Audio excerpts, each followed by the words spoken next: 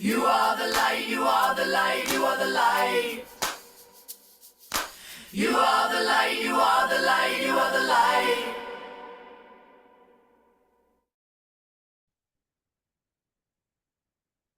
Well, hello everyone. Happy Saturday. It's Yusuf here. I am you because you are me. We are one, right?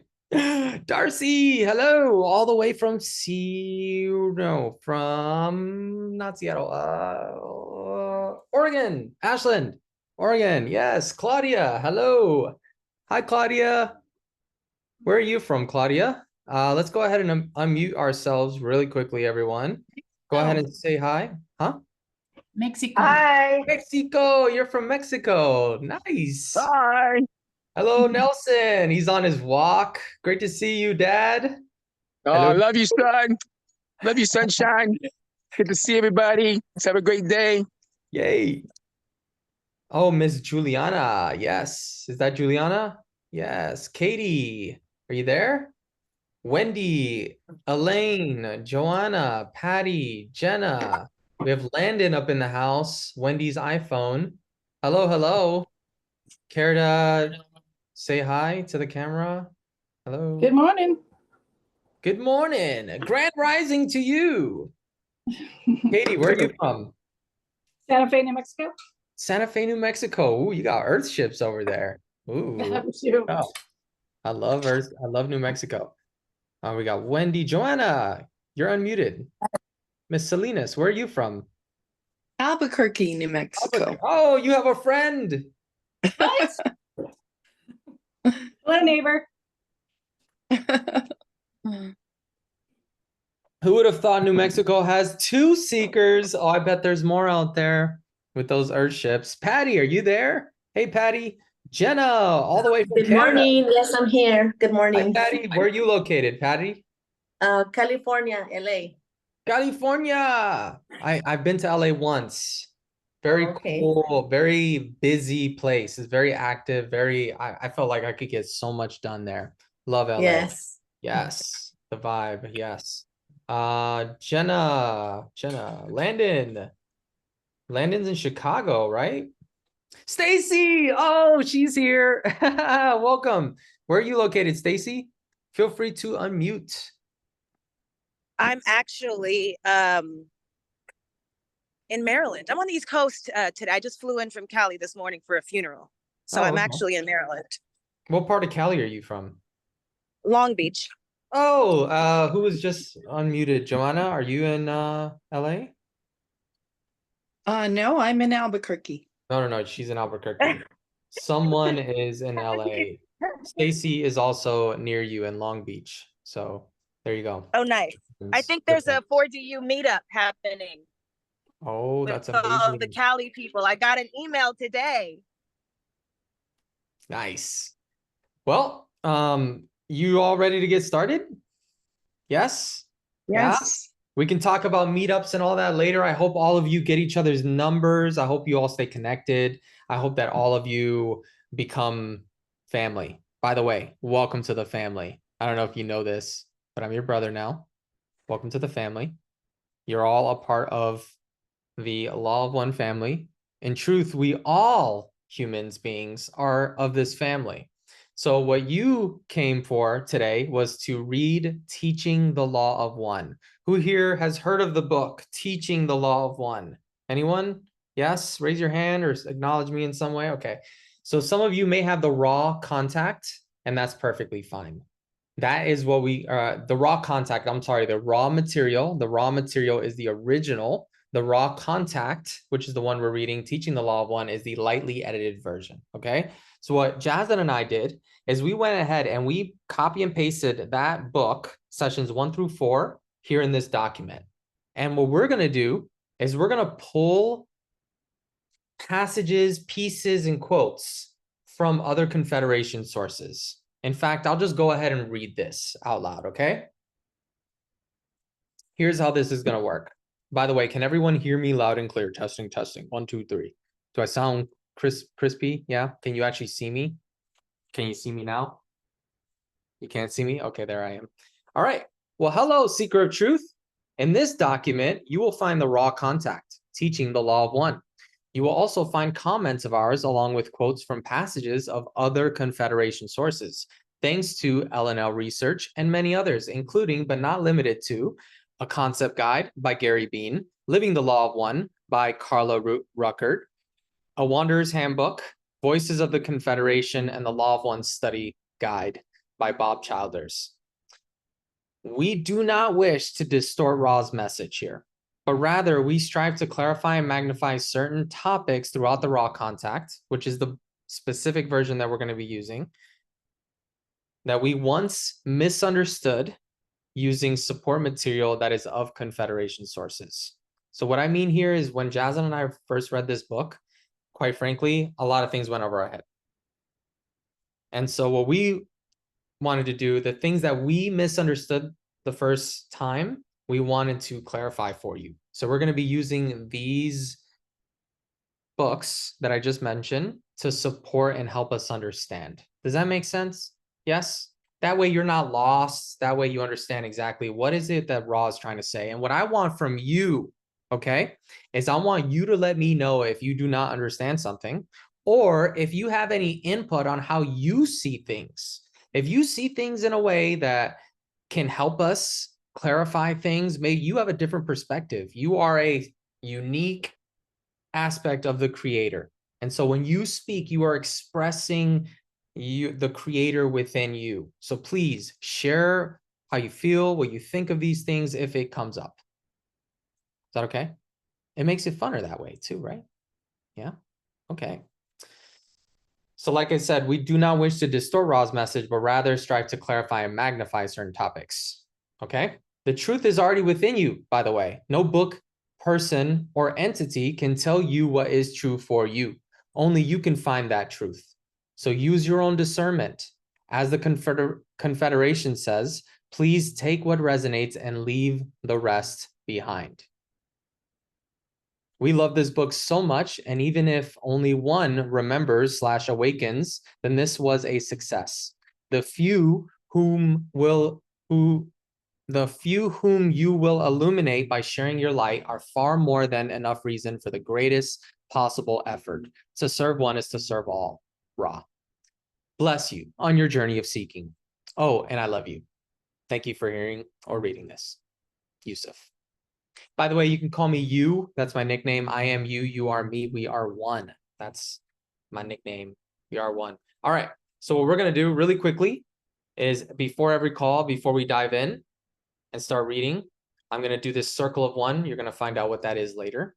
But I like to do this just to create the space. So if I can invite everyone to close your eyes and just listen. Okay? And when we get to this last part, we're all going to say this together out loud if you don't mind. Of course, use your free will, but here we go. What is the law? The law is one. Why are we here? We seek the law of one. Why do we seek Ra? Ra is an humble messenger of the law of one. Together, rejoice then and purify this place in the law of one. Let no thought form enter the circle. We have walked about this instrument, for the law is one. All right. So before we go into the text, we pulled this from the LNL website. That way you can understand and have a framework for how to read this. The core message of the law of one is that no matter our seeming outer differences, we are all one. And love is our pathway to recognizing that unity. And in humble reverence of this awesome understanding, one recognizes that we are all teach learners to one another. Our understanding of the law of one suggests that as the heart activates and crystallizes, as the self realizes the self ever more deeply, as the higher chakras are penetrated, then the service will necessarily radiate qualities of compassion, clarity, loving kindness, transparency, empathy, and generosity. The focus will turn increasingly from gaining and getting to radiance and giving. At the foundation of the law of one cosmology is free will. And at the foundation of the path of the positive polarity is respect, for the free will of others. What does that mean and how is that applied? The lived answer is a continual discovery and refinement, and is part of the fabric of the third density journey. There are no hard and fast rules. All right, we're going to begin. Now, as you can see, we have the sessions here. What we're going to do is we're going to read it. At some point, my voice is going to get tired. I'm going to want someone else to read. Who's ready to read? Anyone actually ready to? I know Nelson can't read. He's always out and about. All right, who can read if we called on someone? Give me a 1 in the chat if you can read. You're not going to read now, don't worry. Or raise your hand. Anyone? Okay, Juliana, Darcy. All right, cool. So when I am basically out of breath, I'll call on one of you, okay? Let us begin. Ooh, I have goosebumps. This is session 1, okay? Ra. I am Ra. I have not spoken through this instrument before. We had to wait until she was precisely tuned as we send a narrow band vibration. We greet you in the love and in the light of our infinite creator. We have watched your group. Wait, let's talk about this for a second. What is a narrow band vibration? In a concept guide by Gary Bean, they may have meant this literally in that the transmission stream itself was narrow, perhaps similar to describing the coherent light of a laser as narrow. We have watched your group. We have been called to your group, for you have a need for the diversity of experiences and channeling, which go with a more intensive, or as you might call it, advanced approach to the system of studying the patterns of the illusions of your body, your mind, and your spirit, which you call seeking the truth. We hope to offer you a somewhat different slant upon the information, which is always and ever the same. So LLResearch had been practicing channeling for many years, so they had a broader range of experiences when it came to channeling. So Ra said that Ra has been, you'll notice it says, we have watched your group. We have been called to your group, for you, meaning LLResearch, have a need for the diversity of experiences in channeling because they have been practicing for so long, which go with a more intensive, or you might call it advanced approach to the system of studying the illusions of being alive, which you call seeking the truth. So this is an advanced approach, what they're doing here. The Confederation of Planets in service to the infinite creator has only one important statement. That statement, my friends, as you know, is all things, all of life, all of creation is part of one original thought. The Confederation of Planets, if you don't know, it's the alliance of positive extraterrestrials that watches over ours and other planets to preserve our free will and offers service only when requested. And what is the one original thought? Free will, that it can and will know itself. We will exercise this channel if we are able to. If you're wondering, what does that mean? This most likely meant that they were referring to a process called conditioning. Anyone here practice channeling? I know Juliana, have you practiced, you practice channeling, right? Well, then you might be familiar with this. Basically, in conditioning is where you can think of conditioning as getting the contact ready. So what they do is they give signals. Another very common distraction, this comes from a Wanderer's Handbook. Another very common distraction during meditation is the movement of energy across the skin. This seems to be an electricity or electromagnetically caused sensation. Any part of the body that can be involved, many find the hair of the body moving as though electrified. The skin of the scalp is especially prone to such feelings. We at LLResearch have always called the sensations conditioning. So that's what they probably refer to here. The reception of our beam is a somewhat more advanced feat than some of the more broad vibration channels opened by other members for more introductory and intermediate work. I think a lot of you can agree that we have had channeling happen in many other capacities throughout our history. We have had many channeled works, the Bible, the Quran, conscious channels. There have been many channeled texts throughout the years. Most of these have been conscious channels. With this feat, because it's unconscious, it required them to use a somewhat more advanced feat. Let us for a moment consider thought. What is it, my friends, to take thought? Took you then thought today? What thoughts did you think today? What thoughts were part of the original thought today? In how many of your thoughts did the creation abide? Was love contained? And was service freely given? Okay, we're gonna just dissect this for a second.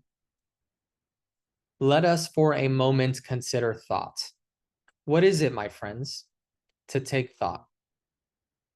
Took you then thought today?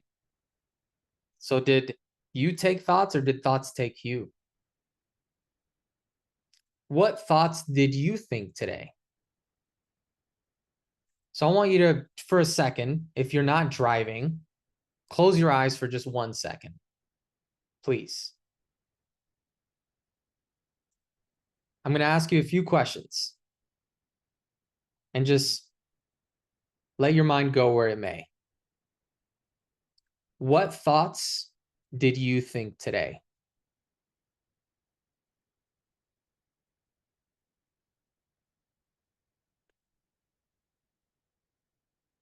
What thoughts were part of the original thought today?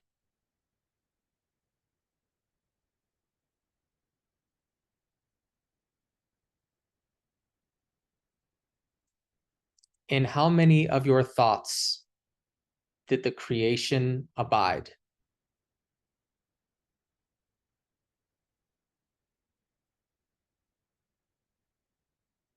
Was love contained?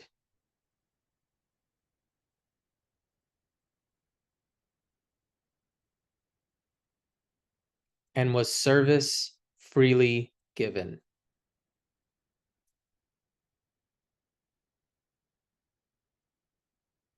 You are not part of a material universe. You are part of a thought. You are dancing in a ballroom in which there is no material. You are dancing thoughts. You move your body, your mind, and your spirit in somewhat eccentric patterns, but you have not completely grasped the concept that you are part of the original thoughts. You can open your eyes if you are still closing them.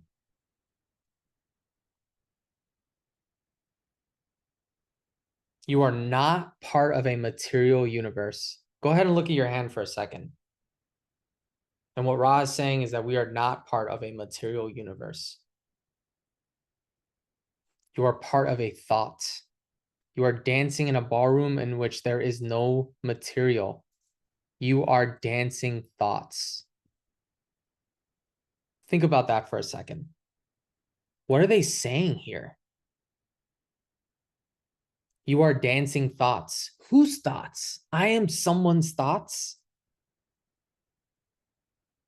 I am dancing in a ballroom in which there is no material, but I feel so material right now.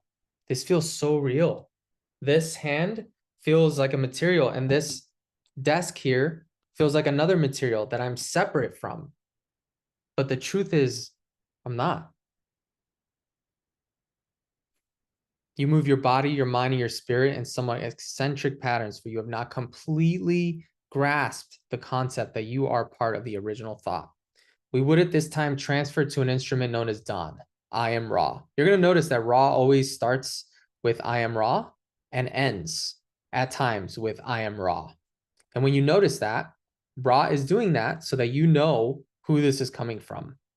And if you listen to the Confederation channelings, you'll say that we are Kuo.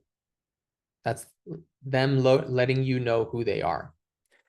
I am again with this instrument. We are close to initiating a contact, but are having difficulty penetrating a certain mental tension and distraction that is somewhat characteristic of this channel. So monkey mind, Don was known for being a really high intellect, very smart, genius, IQ, very intelligent, but he often had trouble with channeling because he had such a busy mind. We will therefore describe the type of vibration which is being sent. The instrument will find us entering the energy field at a slight angle towards the back of the head, back towards the back of the top of the head, in a narrow but strong area of intensity. We are not able to offer any conditioning due to our own transmitting limitations. Therefore, if the instrument can feel this particular effect, he may then speak our thoughts as they come to him. We will again attempt this contact. I am Ra. So remember, we talked about conditioning. That just means getting them used to the contact, getting the channel used to what it feels like to have contact with an extraterrestrial. This instrument is resisting our contact. However, we assure her that we are satisfied that contact with the one known as Dawn is not at this time preferable to that instrument being Carla. We will therefore move on to the one known as Leonard. Again, we caution the instrument that it is a narrow band communication which is felt as a vibration entering the aura. We will now transfer this contact. I am Ra.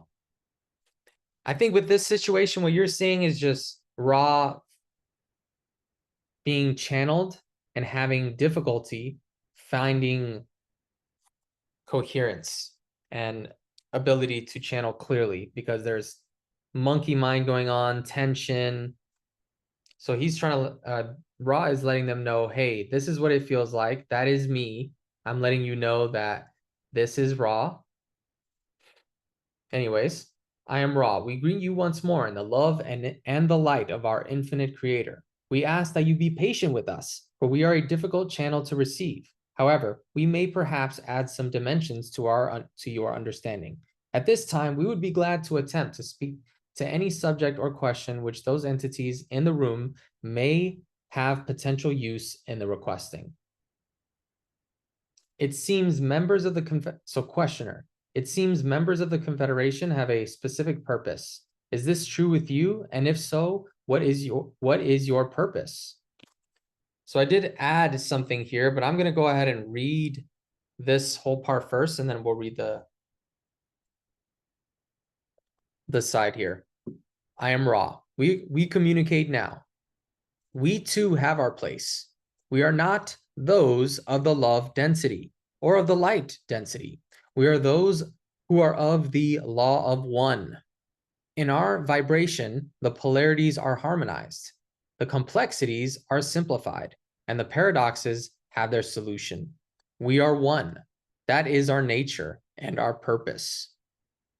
So if you're wondering, we are not of the love density or the light density. This is fourth density, which we're all in right now. Wendy, hey, we're all in the love density now, and the light density is the density after that, which is fifth density. Now that we are officially in fourth as of supposedly 2012, but we can't really measure it. Now that we're in fourth, we are in the love density. This is the density of love and understanding. You're probably like, wait a minute, Yusuf, there's a lot of crazy shit happening in the world right now. You're telling me we're of the love density? That's what happens when you transition between one density and the next, and there being a lot of disharmony in the previous density. So when there is harmony, there's a lot of harmony in the universe. Things work better. You can think of a clock. A clock, when things work in harmony, the clock fits perfectly. But if even one thing is off, it is not in harmony. So right now, we're going to have to learn how to live in harmony in fourth. But what they're saying is we're not of the fourth. We're not of the fifth. We are those of the law of one, of unity, sixth density. When love and light have reached perfect balance, they're in unity. In our vibration, the polarities are harmonized, the complexities are simplified, and the paradoxes have their solution. We are one. That is our nature and our purpose. Polarities are harmonized. Whoa. Polarities are harmonized. Perfect balance. The complexities are simplified. So life gets more simple. The paradoxes have their solution. Whoa. We're not even going to go there yet. Later on, as we're reading, this is going to come up. That is our nature and our purpose. We are old upon your planet and have served with varying degrees of success in transmitting the law of one, of unity, of singleness of your peoples. We have walked your earth. We have seen the faces of your peoples.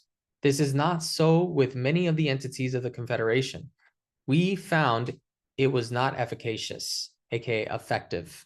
However, we then felt the great responsibility of staying in the capacity of removing the distortions and powers that have been given to the law of one. We will continue in this until your, shall we say, cycle is appropriately ended. If not this one, then the next. We are not a part of time and thus are able to be with you in any of your times. Does this give you enough information from which to extract our purpose, my brother? So, did anyone not understand any of this? Okay. So, Ra is saying that they have once walked our earth. Ra has once seen our faces. Even though it is not what many of the Confederation have done. Many of the Confederation have not walked our earth. They attempted it and it was not effective. Why? Because their message was distorted. So after they walked the earth, we then felt the great responsibility of staying in the capacity of removing the distortions and powers that have been given to the law of one. So they felt a great responsibility of staying and removing the twisting of the message of the law of one. Distortion can mean twisting. Ra uses the term distortion to convey the twisting, modification, misrepresentation, or concealment of the undifferentiated, unpotentiated, intelligent infinity in its pure form, aka the creator. And if you're wondering what is intelligent infinity, we're not going to get into too much detail, but just imagine the most pure essence of the creator with zero filter, perspective, blockages, nothing, just pure, innocent God. That's intelligent infinity, the essence that binds us all together, i.e. the creator. Everything in the universe then is a distortion.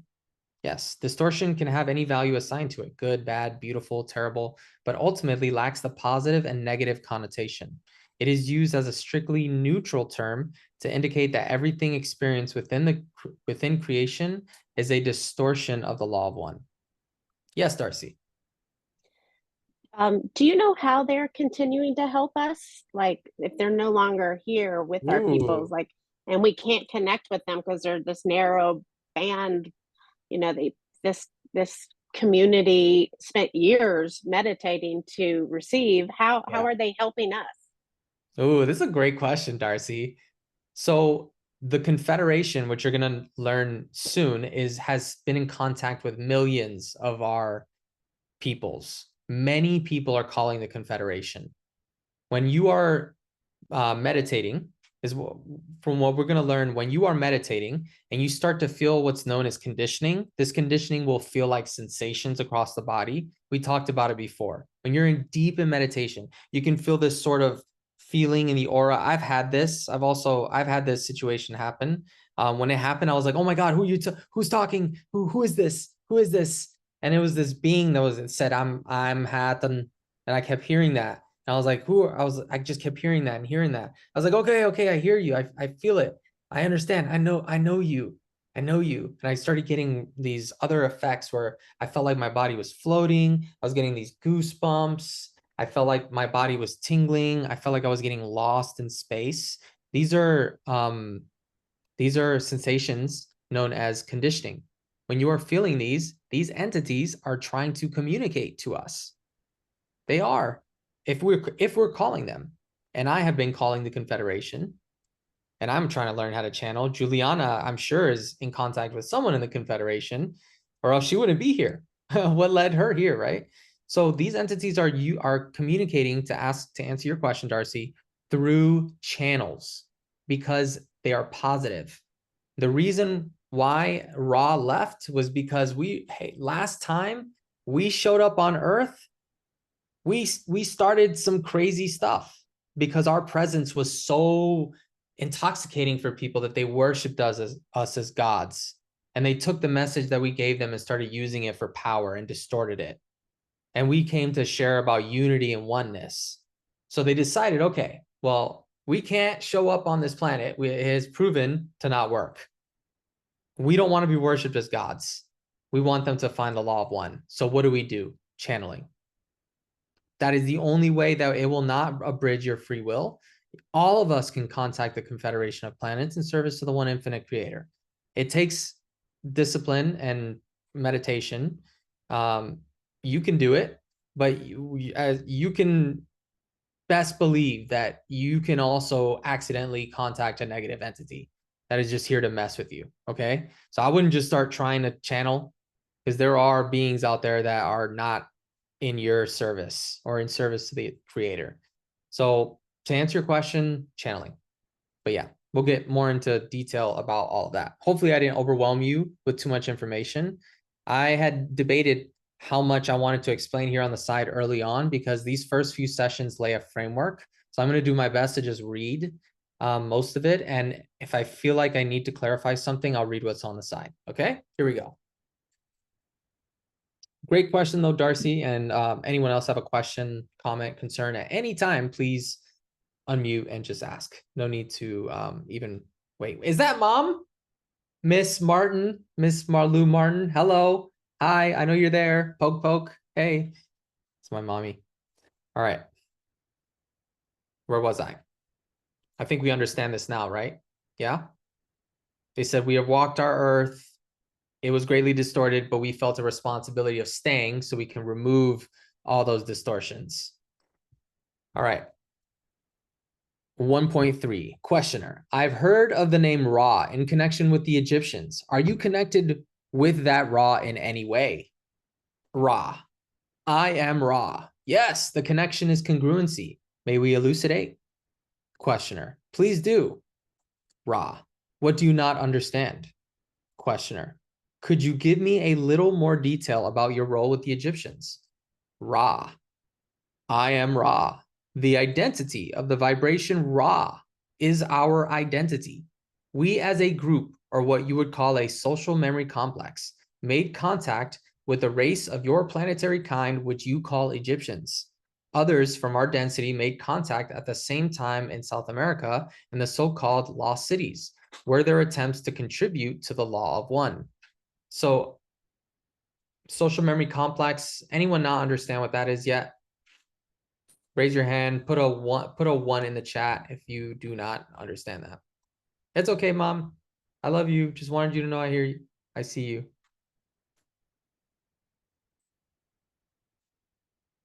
Oh, I can actually put this up here.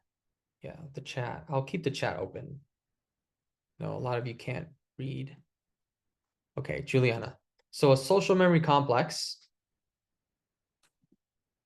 when a collection of related entities called a social memory complex reaches a point of one orientation or seeking, it becomes a social memory complex. So let's think about us as humans. If we all join and create a collection of related entities, if we all were to get together and choose love all at one point, all at once, we would join together in what's called a social memory complex. This social memory complex, you can consider a hive mind in which everyone's thoughts are open and known to everyone else. There is no hiding. There is no mistrust, no lying, total transparency. And what you can think about for a second is ask yourself, is there someone in my life whom I can read their thoughts sometimes? Or maybe I think of someone and then they call me. These are early signs that we are slowly becoming a unified hive mind, aka social memory complex. Does that make sense now? A little more? Yeah. So just picture everybody together as one. We can all read each other's minds. We're all completely connected. We're all one. See how we're becoming more and more unified? All right, let's talk about that a little more in detail here. In a social memory complex, the experience of each entity is available to the whole. This forming a group memory that becomes available to the entire social complex. This is generally achieved in fourth density by positive and negative groups.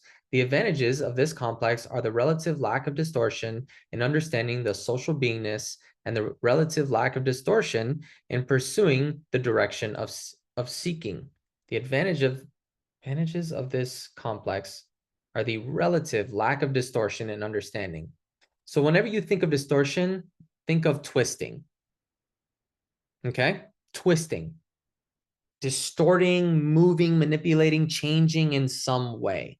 Distorting can be a million, everything is a distortion. The only thing that is not a distortion is the one infinite creator in its pure essence, which is one, it's just complete love. Anything that is not perfect, unified love is a distortion. So the advantages of this complex, of a social memory complex, is the lack of distorting other people's words, ideas, concepts, opinions, perspectives. Think about it. When I communicate with you, we have such a limit in what we can communicate. But if I can read your mind, you can read my mind, we are telepathic, then we have a better understanding of each other. So I'll understand your beingness, what it's like to be you. You'll understand what it's like to be me. That'll create more harmony, more empathy, more understanding, more compassion, more humility, more love. Anybody against that? Well, that's where we're all headed. We're becoming a social memory complex.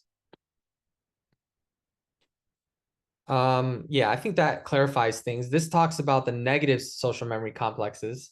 They're organized in a strict pecking order on the basis of relative power, those more powerful controlling and enslaving the less.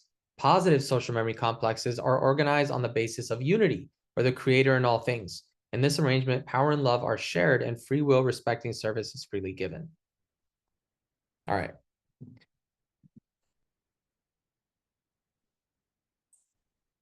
Okay. Yeah. Jasmine says, when I get tired, let's switch roles. So my voice is going out a little bit where I'm going to be calling on Jasmine, but I'm just going to get finished with this section and then Jasmine's going to read. Could you give me a little more detail about your role with the Egyptians? I am Ra. The identity of the vibration Ra is our identity. We as a group, or what you would call a social memory complex, made contact with a race of your planetary kind, which you call Egyptians. Others from our density made contact at the same time in South America and the so-called lost cities, where the attempts to contribute to the law of one.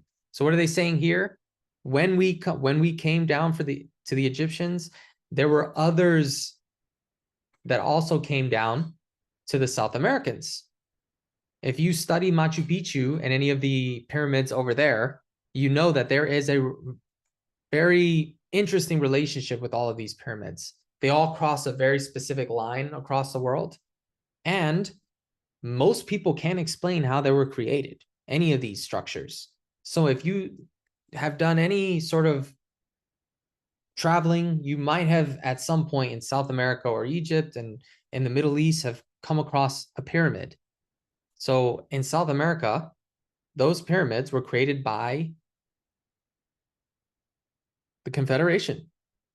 And the so-called lost cities, I think they were referring to Atlantis or Lemuria or Mu in this situation, because in Atlantis and Mu, there were also attempts to contact.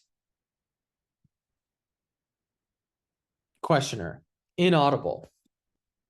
Is there another query? When you see when you see inaudible, what that means is that they are too far from the microphone to be heard. So it just didn't catch anything. Is there another query? The question was lost because the questioner was sitting too far from the tape recorder to be recorded.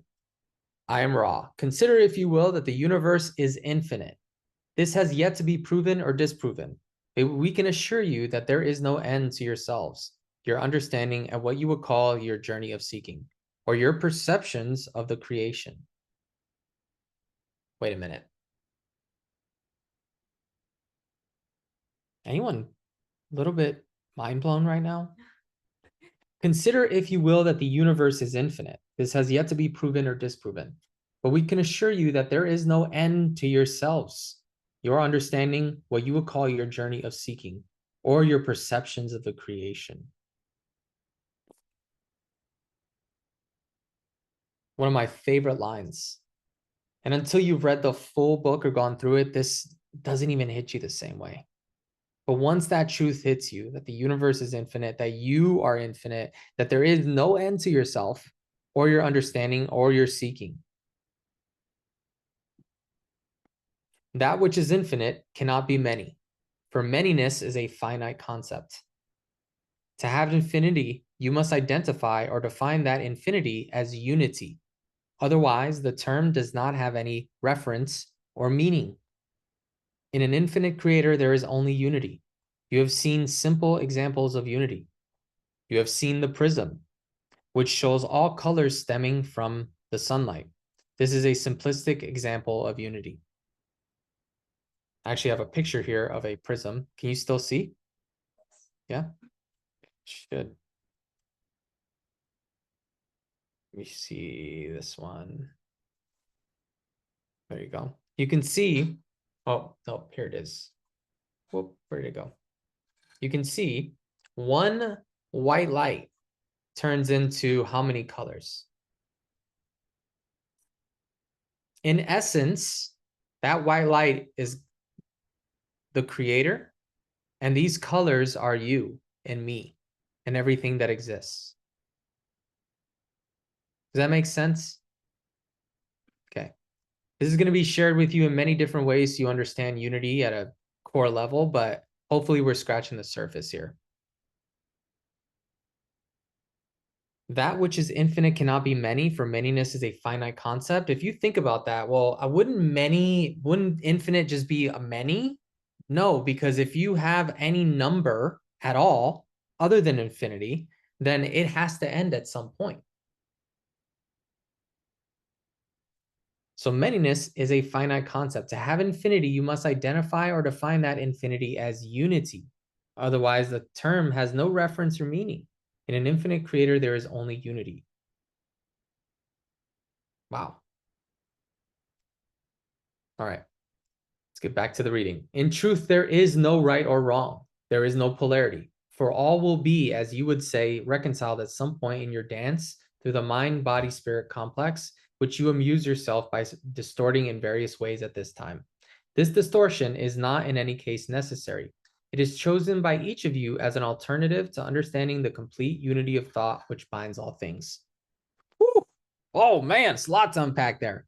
Okay, there is no polarity, for all will be reconciled at some point in your dance through your individual self, which you amuse yourself by twisting in various ways at this time. All will be reconciled at some point in your dance through you. All will be reconciled. What does that mean? Let's look up the definition here. What does reconciled mean? Restore friendly relations between. Wait a minute. So Ra is saying that all will be reconciled at some point. So all the disagreements that you have with anyone at any time ever is going to be reconciled at some point. None of that's going to matter at all. Pretty mind-blowing. If you ever see this term mind-body-spirit complex, that just means individual being. Basically encompassing your mind, your body, and your spirit all at once. Without one of them, you are not a self-aware being. So you need all three. Okay? So if you ever see that, by the way, distorting, like I said, distort means twisting out of a natural, normal, or original shape. So if you ever see that, just think like changing, manipulating, distorting, twisting, etc. Everything in the universe then is a distortion.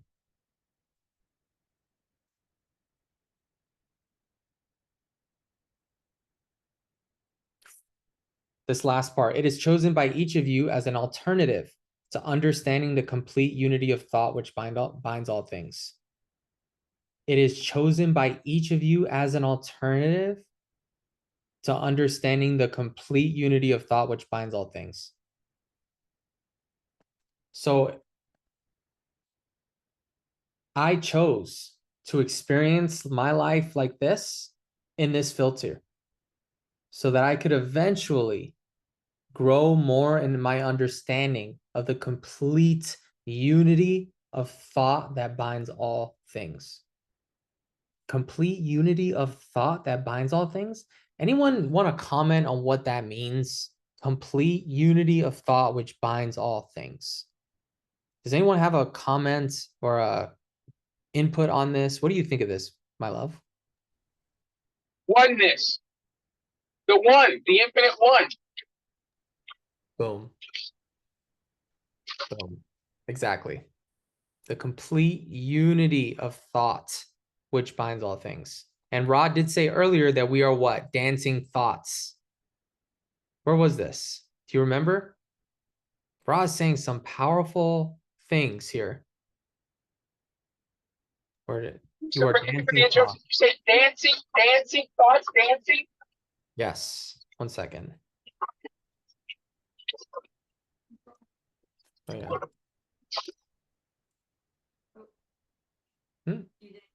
Oh, okay.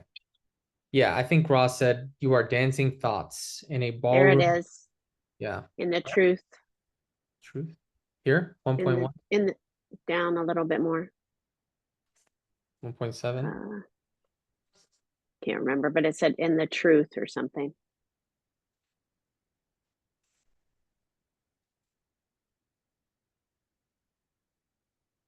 Oh, there it is. There it You is. are part of a material universe. You are part of a thought. You are dancing in a ballroom in which there is no material. You are dancing thoughts. You move your body, your mind, and your spirit in somewhat eccentric patterns, but you have not completely grasped the concept that you are part of the original thought. Whew. And what they're saying there is that we're not a part of a material universe, we're a part of a thought. And then here,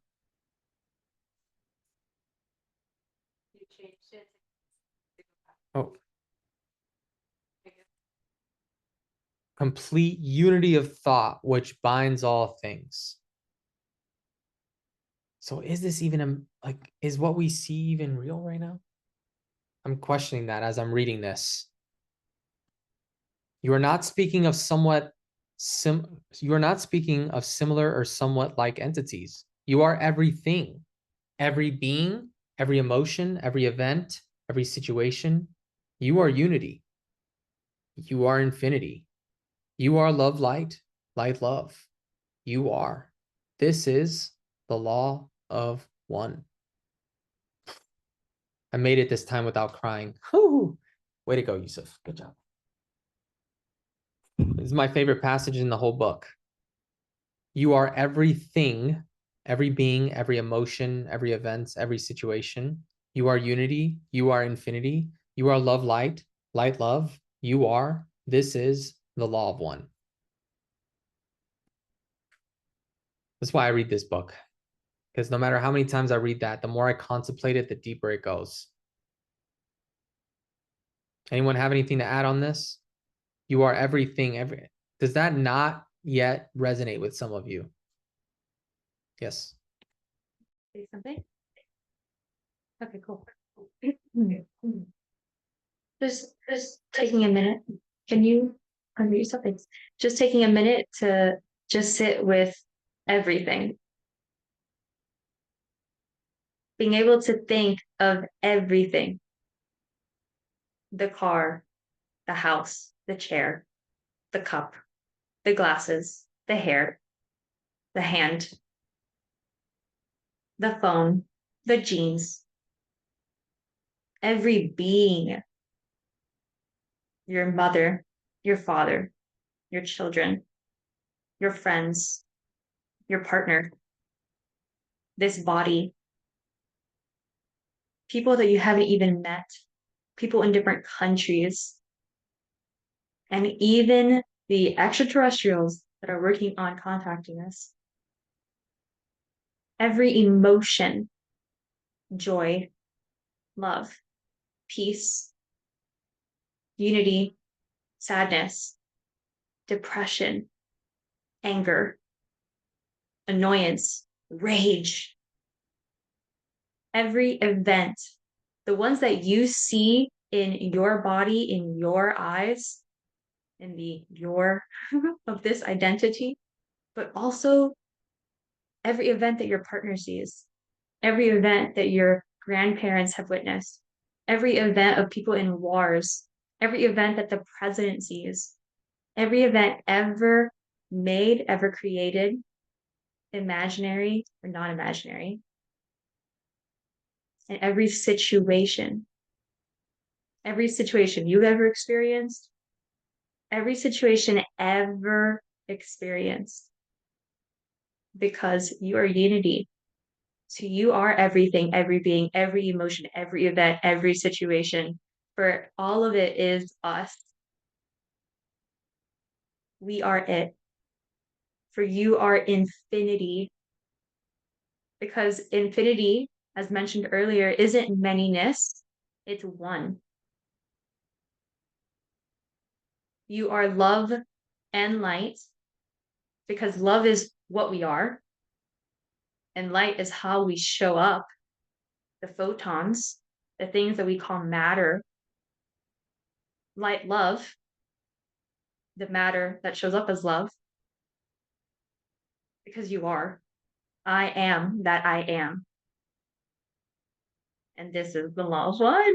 You are the loved one. Okay, just wanted to emphasize that whole thing. Thank you very much.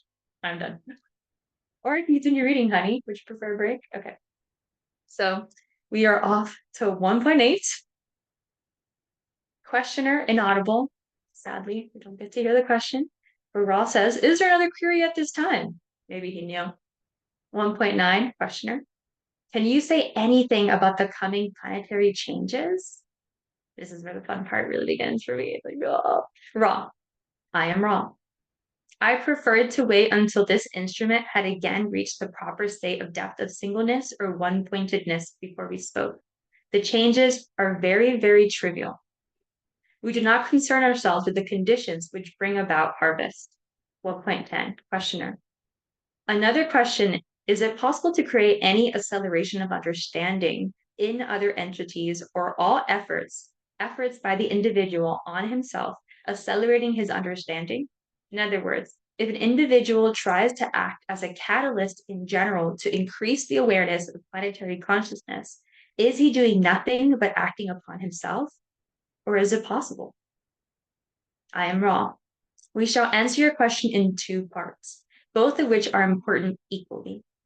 Firstly, you must understand that the distinction between yourself and others is not visible to us, because we are all one.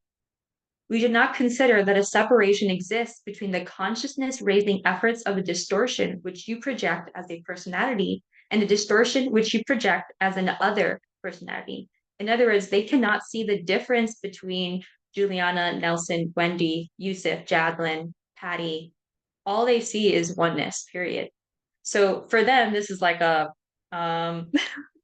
we're billions of years ahead of you here, but we're going to do our best to understand you. Yeah, go ahead.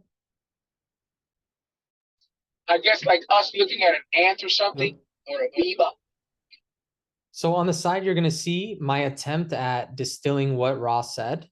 So what I did is I copy and pasted this whole line here, and I put it over here, and I removed any of the parts that I felt like caused me to not understand. And here's what here's what I got. We do not consider that a separation exists between the efforts of a person and another person. This is my simplified version of what they said. We do not consider that a separation exists between a person a personality, which is our projection, and the distortion, which you project as another personality. In other words, we project when we see someone else, we're projecting that they are someone else. I'm a person and they're a person, right? They don't see that. Okay, continue, my love. Oh, there's a question. There's a question. Whoever iPhone is, would you like to Hi. speak? Oh, sorry. I thought it was me. Well, Darcy, if you I got was- Yeah. So if they can't see us as separate, this is just my mind trying to wrap around this. How are they seeing this group channeling to them if they don't see us as separate? Like, you know what I mean? Like, how do they hone in on, okay, Dawn and Jim and, you know, Carla trying to live the law of one when they see us all as the same, I guess. They don't see us as separate. Does that make sense, that question? Can I go? Yeah. So because they don't have any separation, they're able to communicate with Don, Carla, and Jim. That's what makes the communication possible. Think about this. They can talk telepathically through Carla. She woke up on not knowing what happened.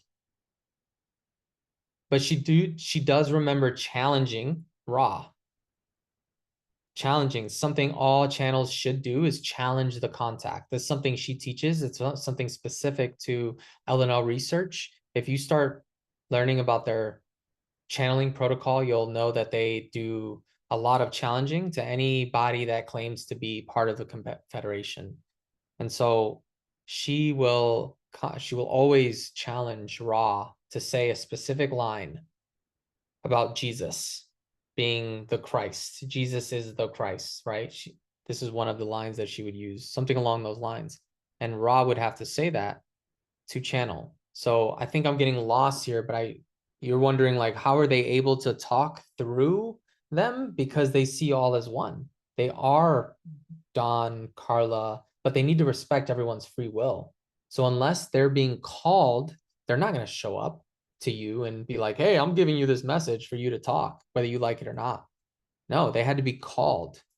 So yeah, they can talk to any of us, any one of us, if we just ask. I've been visited by Ra so many times. It's the best. Like, I love Ra. Ra and I have had a relationship since I was very young, actually. I used to look at the sun, and for some reason, it was weird because my mom is Christian, my dad is Muslim. I look at the sun and I'd stay up till sunrise staring at the beginning of the sun and just call out to this being that I didn't even know was Ra. I didn't know about Egyptian mythology.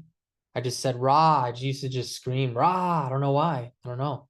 So I've been in contact with Ra for a long time. But hopefully that answers your question, Darcy. Ra will contact you if you call as well. Well, if you do want. iPhone, who's iPhone? Oh, it's me, Patty. Sorry, it's because I'm driving. Yes. Yes. I understand when you mentioned that we are one when we are in love. Are we one in matter, but not in thought? Because it's hard for me to see that I'm the same as someone who just committed a crime or someone who just killed. So I don't know. It's hard for me to understand. It's if I look at it through the love of the eyes of love, I can see how we are one. But when I see like a criminal or someone who's doing harm to others, how could I see that he's one with us? I don't know if I'm making sense. Yes, it does make sense. Sorry, I had to move to a different room because there was an echo. Absolutely. Patty, first, I want to say thank you for your vulnerability. To say that out loud is not something I had the courage to say before, but I did think it because I used to look at, so these 13 families that run the world, the Rothschilds, the Collins, the Bundys, the Rockefellers. I used to be like, they're evil. They've been poisoning our water, our food, Yes. all that stuff. The politicians are just under their pockets, and I used to get so mad at the vaccine companies and like the fact that they controlled us during COVID and told us what we needed to do, regardless if we are healthy and take care of ourselves, like we weren't worried, whatever. And I used to get so angry. I used to say, how could they be me? How could we all be one? God, why would you allow this kind of thing to happen?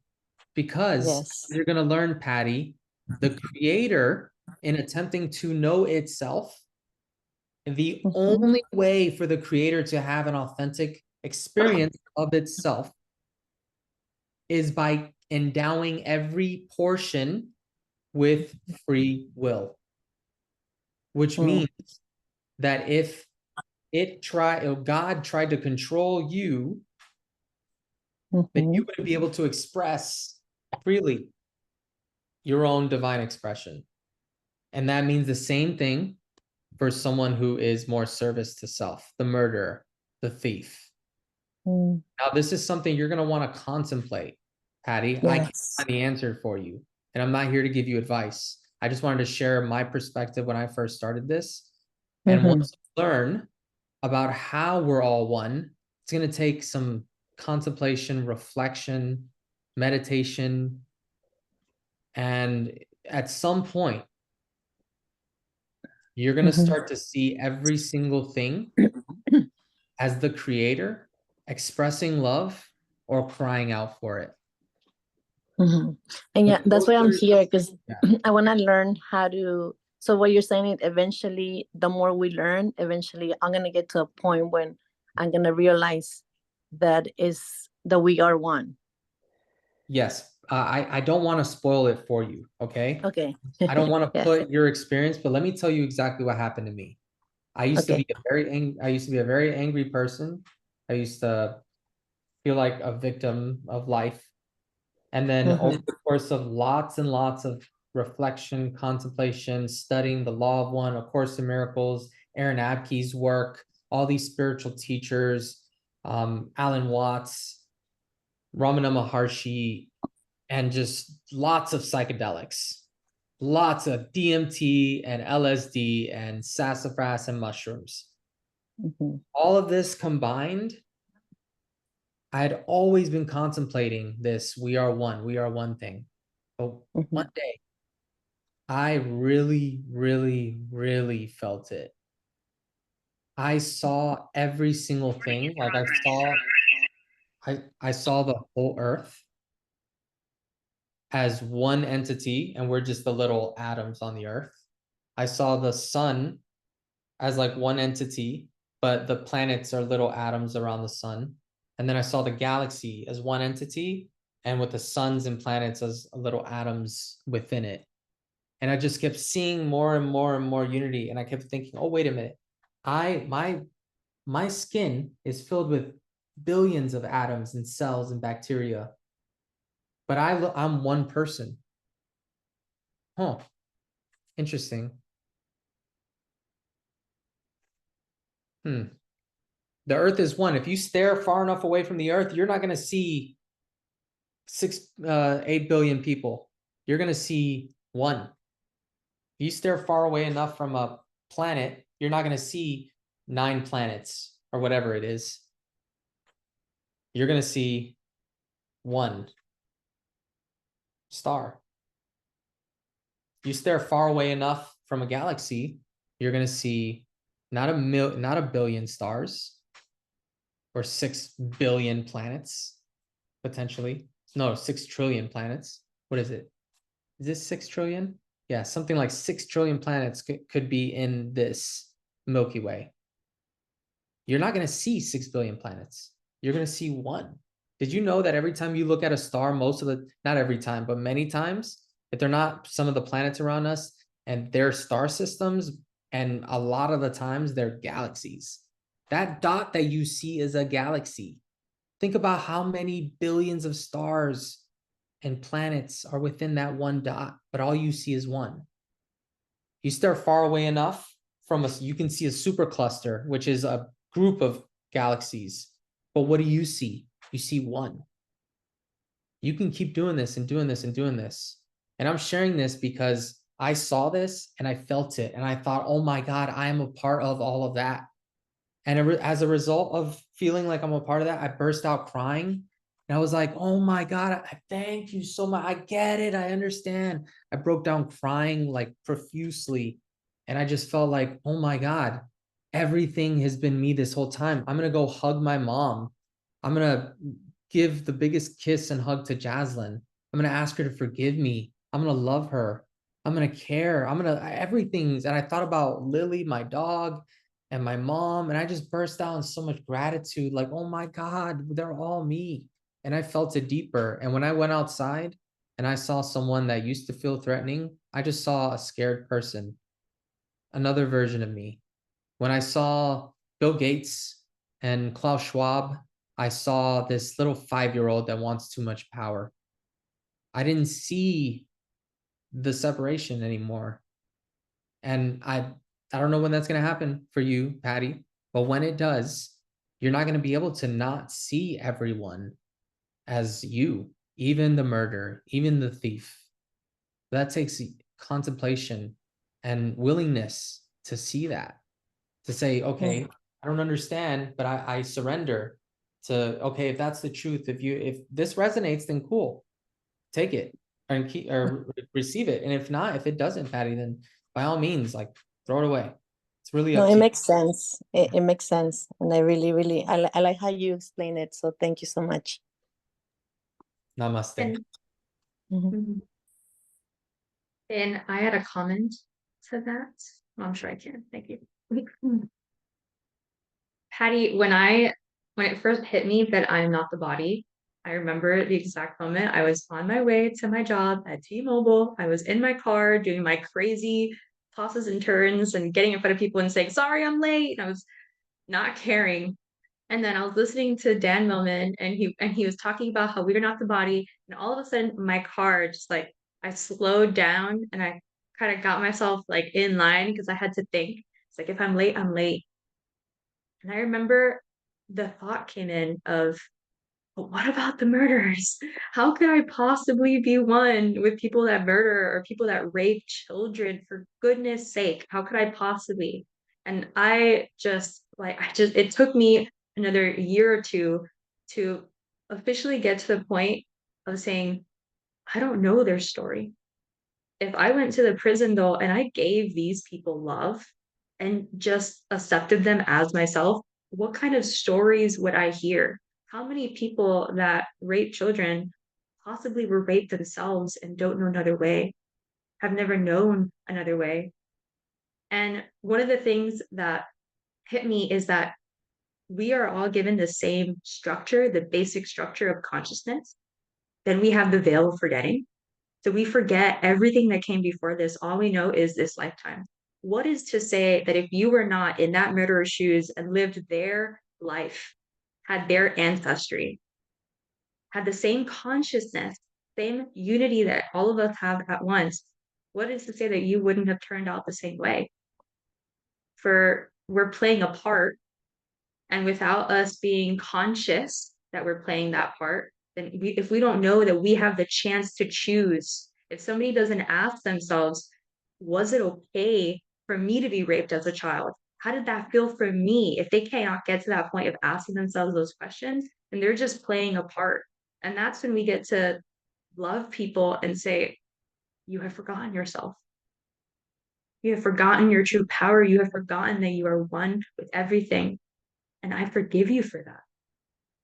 Understanding that all of this, if we see it as a video game, or how Carly Rucker calls it, a game board, and people are playing the little G game board, not the big G game board, not remembering who they are. So all of these murderers, all of these rapists, all of these people that it's hard to relate to, if we can come from a place, at least for me, when I came from a place of compassion and trying to understand what about their story, or the people that I've met that I have the most pain. I love my sister, but she has a lot of painful history. I can totally understand her. I can love her for who she is, with her personality and identification of who she is today. I know her past.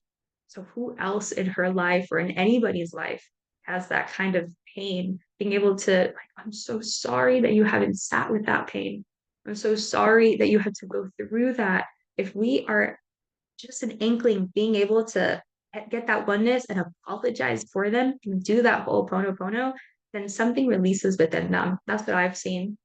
I've seen that they start to realize themselves. That's all that these people need, these murderers and these rapists and these people that have forgotten themselves. All they need is a little bit of love. And that's all that we need to awaken ourselves. And we are them and they are us. So I'll leave it at that. I hope that helped. But the idea is we have a basic structure. If we have the same storyline, I just wonder how we would have turned out if we had their soul level, if we had their understanding, if we had their ancestry, their story. Yeah, and this is the reason why I'm here, because the more I learn, the more it's becoming more real to get to that place.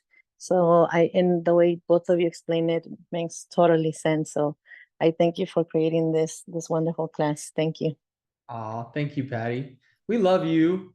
I know I didn't realize what Patty this was last time, but now I know this is the Patty. This is the Patty. It's great to see Yes, it's me. the Yes. retreat. Yeah. Yeah. Thank you. Love you guys. We love you too. This is an ongoing thing for all of us, just so you know. I'm not here. I don't want to sit like piously say that every single time I see something in someone that I haven't accepted within myself yet, I don't get upset. I do. There are times that it happens. And if I see someone harming a child, of course, my instinct, or a woman, my woman especially, right? Like my mom, my sisters, you know, of course I'm good. There's an animal instinct within me that it might want to attack. But the more we contemplate this and just think about it, reflect on it, the less and less we are to see them as separate, and more to see them as just a piece of you that needs help. So I'll leave it at that. I think, my love, you were reading. Yes, I shall continue. Or were you? I was at thus, yes. So I'm going to start just at firstly, just so that we can bring it all together. So firstly, you must understand that the distinction between yourself and others is not visible to us. We do not consider that a separation exists between the consciousness raising efforts. Efforts of the distortion, which you project as a personality, and the distortion which you project as an other personality. Thus, to learn is the same as to teach, unless you are not teaching what you are learning. So here is a quote that really hit home with me right there. To learn is the same as to teach, unless you are not teaching what you are learning. So everything that you're learning here and in life and in all your books that you're reading, all your personal development, teach it to somebody. Even if it's journaling, even if it's a voice recording and you're reteaching it to yourself, to be able to teach it is to fully learn it. And this is something, Yusuf, you might know the person's name that we've seen on YouTube, that they, you know exactly what I'm talking about. Yeah, so Vin Jang talks about the different stages of like really learning. What the first stage of learning is, someone, if you see it, right? If you see it or you read it, that's one step. Hearing it is another step. Practicing is another step. Teaching is going to be the step that is going to encompass everything. When you teach, you're going to learn it the best. There's no better way to learn something than to teach something to someone else. That's why a lot of Course in Miracles teachers will want to teach the course, because they're like, I feel like I've learned what I need to, what I needed to, and I'm ready to take this to the next level. I got to start teaching this. That's the only other way to learn more.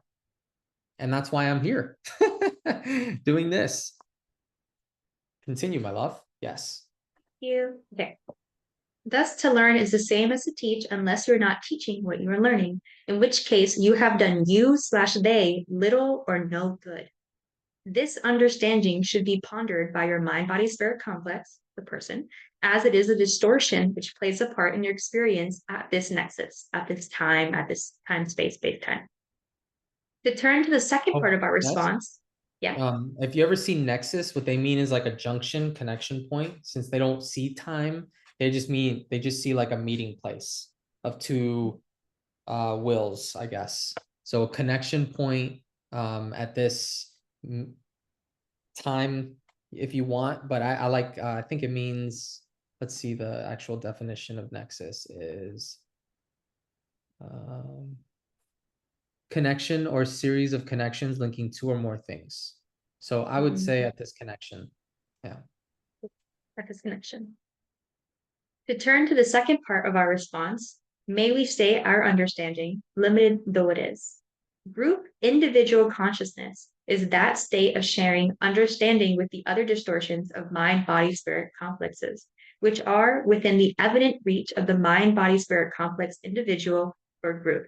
So Ra is saying that group individuated consciousness refers to a state where individuals or groups share a common understanding and awareness with others who are close to them or within their sphere of influence. So for those in Red Tag Goddess Sisterhood. For those in 40 University people. And now this group, right? We create different group consciousnesses. We start understanding each other and become aware of each other and our understanding and our values, our mission statements. It means being connected and aligned with the thoughts and feelings of those around you. Yeah, I like to think of that as like the first stages of a social memory complex. So a social memory complex is when we're all joined. Like I can read your mind, you can read mine, but how does that start? It starts by groups getting together, sharing ideas, reflecting, talking, sharing perspectives, opinions, goals, values, needs, fears, ambitions, all that stuff together. You share it and we start to grow closer together. And so we start awareness says awareness with others who are close to them or within their sphere of influence. It means being connected and aligned with the thoughts and feelings of those around you. That almost sounds like a social memory complex, right? This was what ChatGPT, the raw, if you're wondering what is that, the raw ChatGPT is thanks to Jaslyn. Actually, it's someone else that did it, but she shared it with me. It's raw in ChatGPT form. Someone uploaded all of Raw's sessions, and I don't know if he also uploaded more Confederation philosophy, but that would be great. But what they did is uploaded all of the sessions, and then we will ask questions on what Ra is intending to say using that. And if it resonates, we'll put it here. So that's what you're going to see Ra ChatGPT. Okay. All right. Sorry. Go ahead. Jaslyn, Yes. Yusuf, can I say something? Of course.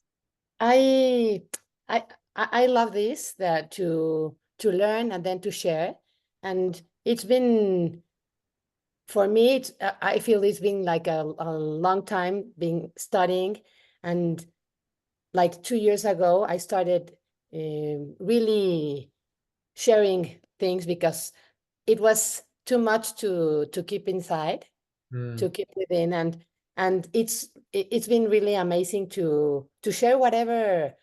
It's not that I have the wisdom, or I am the only one who knows, or the one who knows more or the most, but I feel so much more expanded when I share whatever I learn, and I feel, and it's amazing to have a group, because a group that shares also my thoughts and my emotions and my creencias, what I believe in, my beliefs. Yeah. And this group is amazing. But I'm going to, what happens to me is that I feel connected, for example, in this group, and with people that, like in the retreat with Aaron, and I really felt the love of one. But if I come back home, it's like I feel separated, because it's so difficult to talk. I won't talk about this, no? So it's been difficult to mix, to do it in every single part of my life.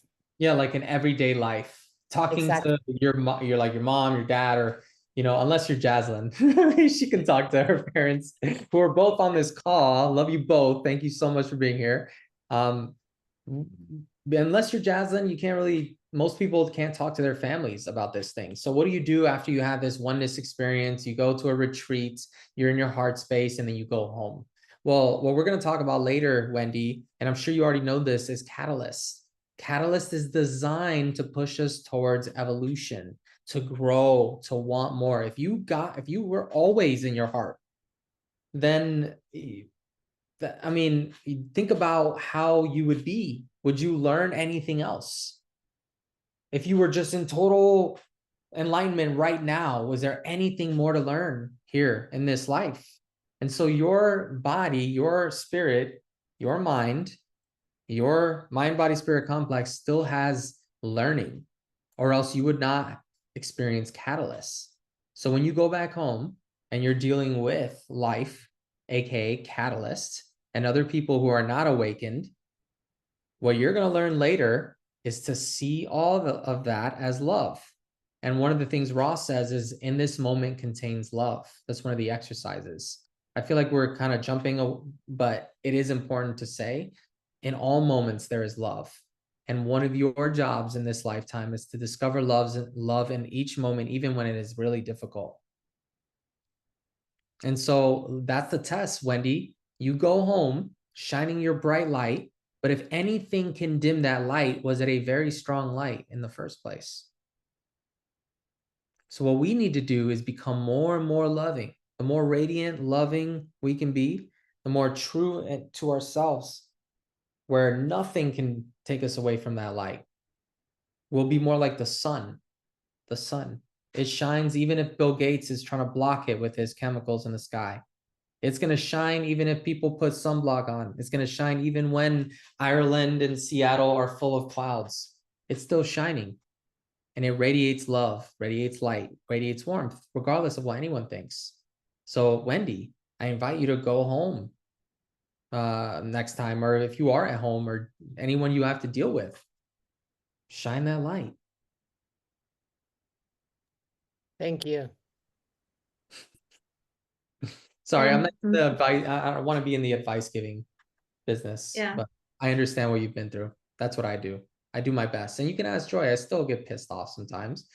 Like the other day, there's so many bugs that came in. I'm like, I love Aaron, and I swear to you, I'm trying to think of everything as one, but at some point there were like 9 flies in here. They kept getting on me. I started swatting them. I did.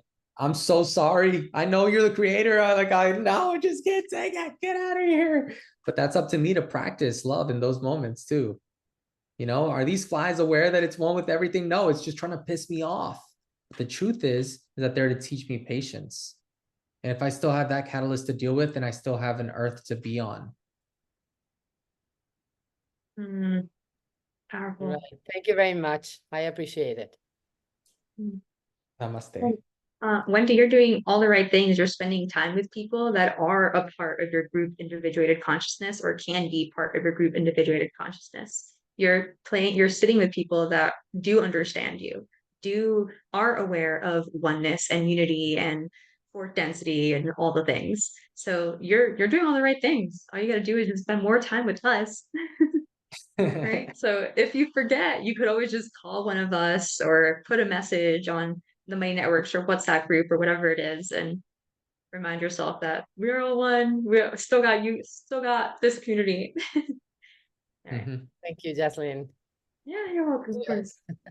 Something that came to me, and I didn't want to say it as advice, but it came through and it won't leave me until I share it. So whenever I feel that, Wendy, it's usually a signal that I need to go within. And if I feel like, you know, I also call people that are like awake. I'm like, I need to talk to someone, you know, like I have Jaslyn, right? You know, and we talk all the time, but sometimes I need a dude, right? I need to talk to a dude that understands, like, you know, like oneness and unity, and they're not always available. So I go within, and I used to get pissed off, and I'm like, dang it, I need someone to talk to right now. I just need to feel that heart center. I'm like, wait a minute, let me just feel it now by myself. Close my eyes. Let me just sit, contemplate. And I do a lot of contemplation and reflection, and not as much meditation, but I've been adding that into my life. That's something that you like to do. That's another way to connect to that same essence that's always inside of you. You don't need anyone outside of you to feel that. And what we get to do is learn how to produce that more and more by just being. You imagine that you can produce all the joy and abundance and love at any moment at will? That's what Aaron teaches. The I am power. It's like, no, I am the almighty, powerful presence. I have carried that love. I am the love and the light still present today. And then we can step into that. That came up. Sorry, I'm doing it again. Oh, thank you. It really helps. Thanks for sharing what helps you, because I'm sure whenever I sit down and just contemplate without trying to meditate and feel things, it makes me like settle down. Yes. Yep. And that's what the Confederation is always going to not advise, but they always like to talk about the power of contemplation, discernment, reflection, meditation. These are important tools for humans, mind, body, spirit complexes, if we would like to start seeing and feeling the creator within and around us.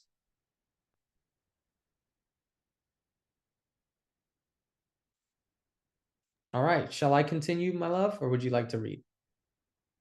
Go ahead. If your I voice love is hearing back. you. Okay. I Oh, love that's your so voice. cute. Where are you? Thus, we are speaking to you and accepting both our distortions and your own in order to enunciate the laws of creation, more especially the law of one. Where is that? So, Sorry. you write the group individual consciousness. So we are not available to many of your peoples. Okay. There you go. We are not available to many of your peoples, for this is not an easily understood way of communication or type of philosophy. However, our very being is hopefully a poignant example of both the necessity and the near hopelessness of attempting to teach. So a poignant example, poignant meaning evoking a keen sense of sadness or regret. So what they're saying is it was a regretful example of both the necessity, so they had to visit us, and the near hopelessness of attempting to teach. Near hopelessness of attempting to teach. Seems they were referring to their time in Egypt when their message got distorted. Each of those in this group is striving to use, digest, and diversify the information which we are sending this instrument into the channels of the mind-body-spirit complex without distortion. Sending this instrument, Carla, without distortion, as purely as possible. The few whom you will illuminate by sharing your light are far more than enough reason for the greatest possible effort. To serve one is to serve all. Look who it is. Hi. I see you. Yeah. Hey. Welcome. This is one of my favorite passages, by the way. The few whom you will illuminate by sharing your light are far more than enough reason for the greatest possible effort. Look at that, Wendy. This answers our question. To serve one is to serve all. So find someone to serve. There it is. Illuminate your light to them. Show them the creator within you. Show them. Imagine if we could be like Yehoshua, Jesus, or Buddha to everyone. We just radiate light. We're like, I love you no matter what you do or say. And you spit on, and they spit on you, and you're like, I love you. Thank you. I know you're upset, and I'm here for you. I feel your pain. Shine that light. By sharing your light are far more than enough reason for the greatest possible effort. To serve one is to serve all. Therefore, we offer the question back to you to state that indeed it is the only activity worth doing, to learn, teach, or teach, learn. Learn, teaching, and teach, learning are inverse terms, one to another. Teacher is a teach learner. A student is a learn teacher. Because to teach is to learn. They literally cannot see any separation in those terms. So you're always going to see them do that love, light, light, love, or teach, learn, learn, teach. They're never going to just say one word because they only see unity. Did anyone not understand that? I think that makes sense. Yeah. Okay. There is nothing else which is of aid in demonstrating the original thought except your very being. Simply existing and being are all that is required for one who wishes to know thyself. That's what the one original thought is. The creator decided to know itself. except your very being. There is nothing else which is of aid in demonstrating the original thought except your very being, and the distortions that come from the unexplained, inarticulate, or mystery-clad being are many. Thus, to attempt to discern and weave your way through as many group, mind, body, spirit distortions as possible among your peoples in the course of your teaching is a very good effort to make. We can speak no more valiantly of your desire to serve. Trying to understand and navigate the different beliefs and experiences of many people will teach you while you teach is a very worthwhile effort. We greatly admire your desire to help others. That's what they're saying here. Will you be available for communication? Can we call on you in the future? That was the questioner. I am Ra. We have good contact with this instrument because of her recent experiences with trance. Tuned telepathic trance was the state that she was in for the contact to be effective. She is able to communicate our thoughts in your future. However, we advise care in disturbing the channel for a few moments, and then the proper procedure for aiding an instrument who has, to some extent, the need for re-entering the mind-body-spirit complex, which the instrument has chosen for the life experience of this time-space. Do you understand how to nurture this instrument? The need of re-entering the body she chose for herself. That's what I put here. I believe that's what Ra was saying. Questioner, no, could you explain it? We suggest first a brief period of silence, then the repetition of the instrument's vibratory sound complex of sound in your density, which you call name. Repeat until an answer is obtained. Then the laying on of the hands at the neck region for a brief period so that the instrument may recharge batteries, which are not, shall we say, full of the essence of this particular field at this time. Basically that she's not yet back in 3D, so she needs to sort of migrate her way slowly back into her body. And finally, a gift of water into which the love of all present has been given. This will restore this entity, for her distortions contain great sensitivity towards the vibrations of love, and the charged water will affect comfort. Do you understand? Do you now understand? Not completely.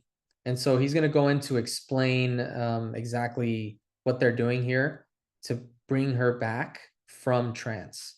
I am Ra. We search your mind to find the vibration Allrak.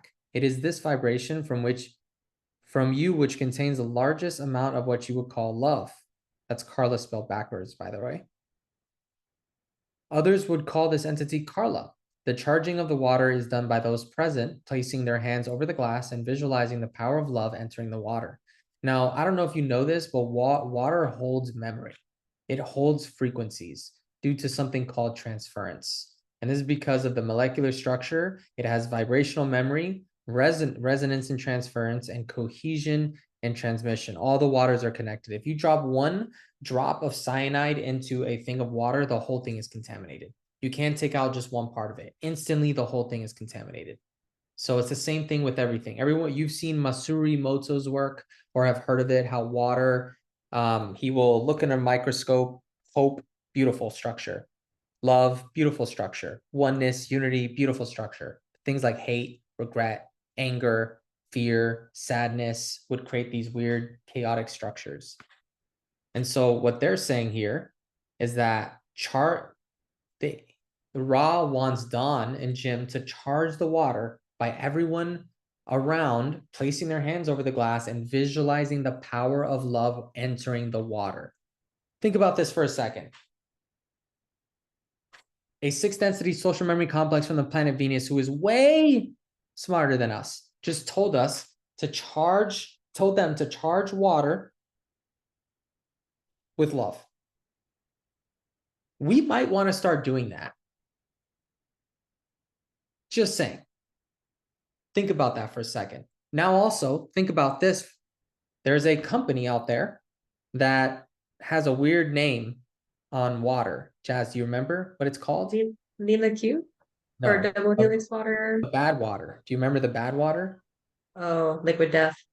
There's a company called Liquid Death, and it looks very unnice. I'd recommend not drinking that water because frequencies. Okay. What Ra is saying here is very powerful. Water holds frequencies. So love, unity, oneness.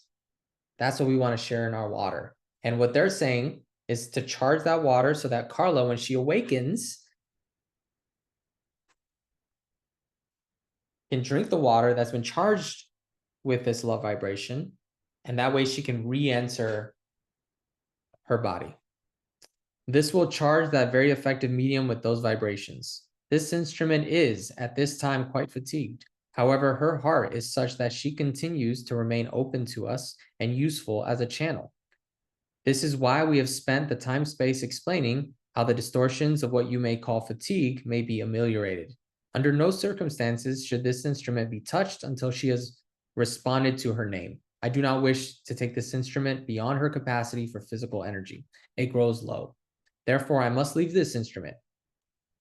I leave you in the glory and the peace of unity. Go forth in peace, rejoicing in the power of the one creator. I am Ra. Oh, I get so many goosebumps when he says that. Oh, so good. All right. Did anyone not understand what they're doing here? Ra's. Oh, yeah, Juliana. Why are they taking Carla's Is it just me or is there an echo? Sorry. Did any- huge echo? Sorry, I had a different setting. Is that better? Yes. Yes. Okay.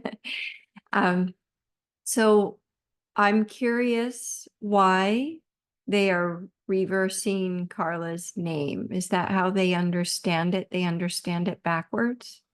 No, kind of like the thing with time, space, time. Or even teach, learn, teach, They love, light. see everything is unity all at the same, all at once. Okay.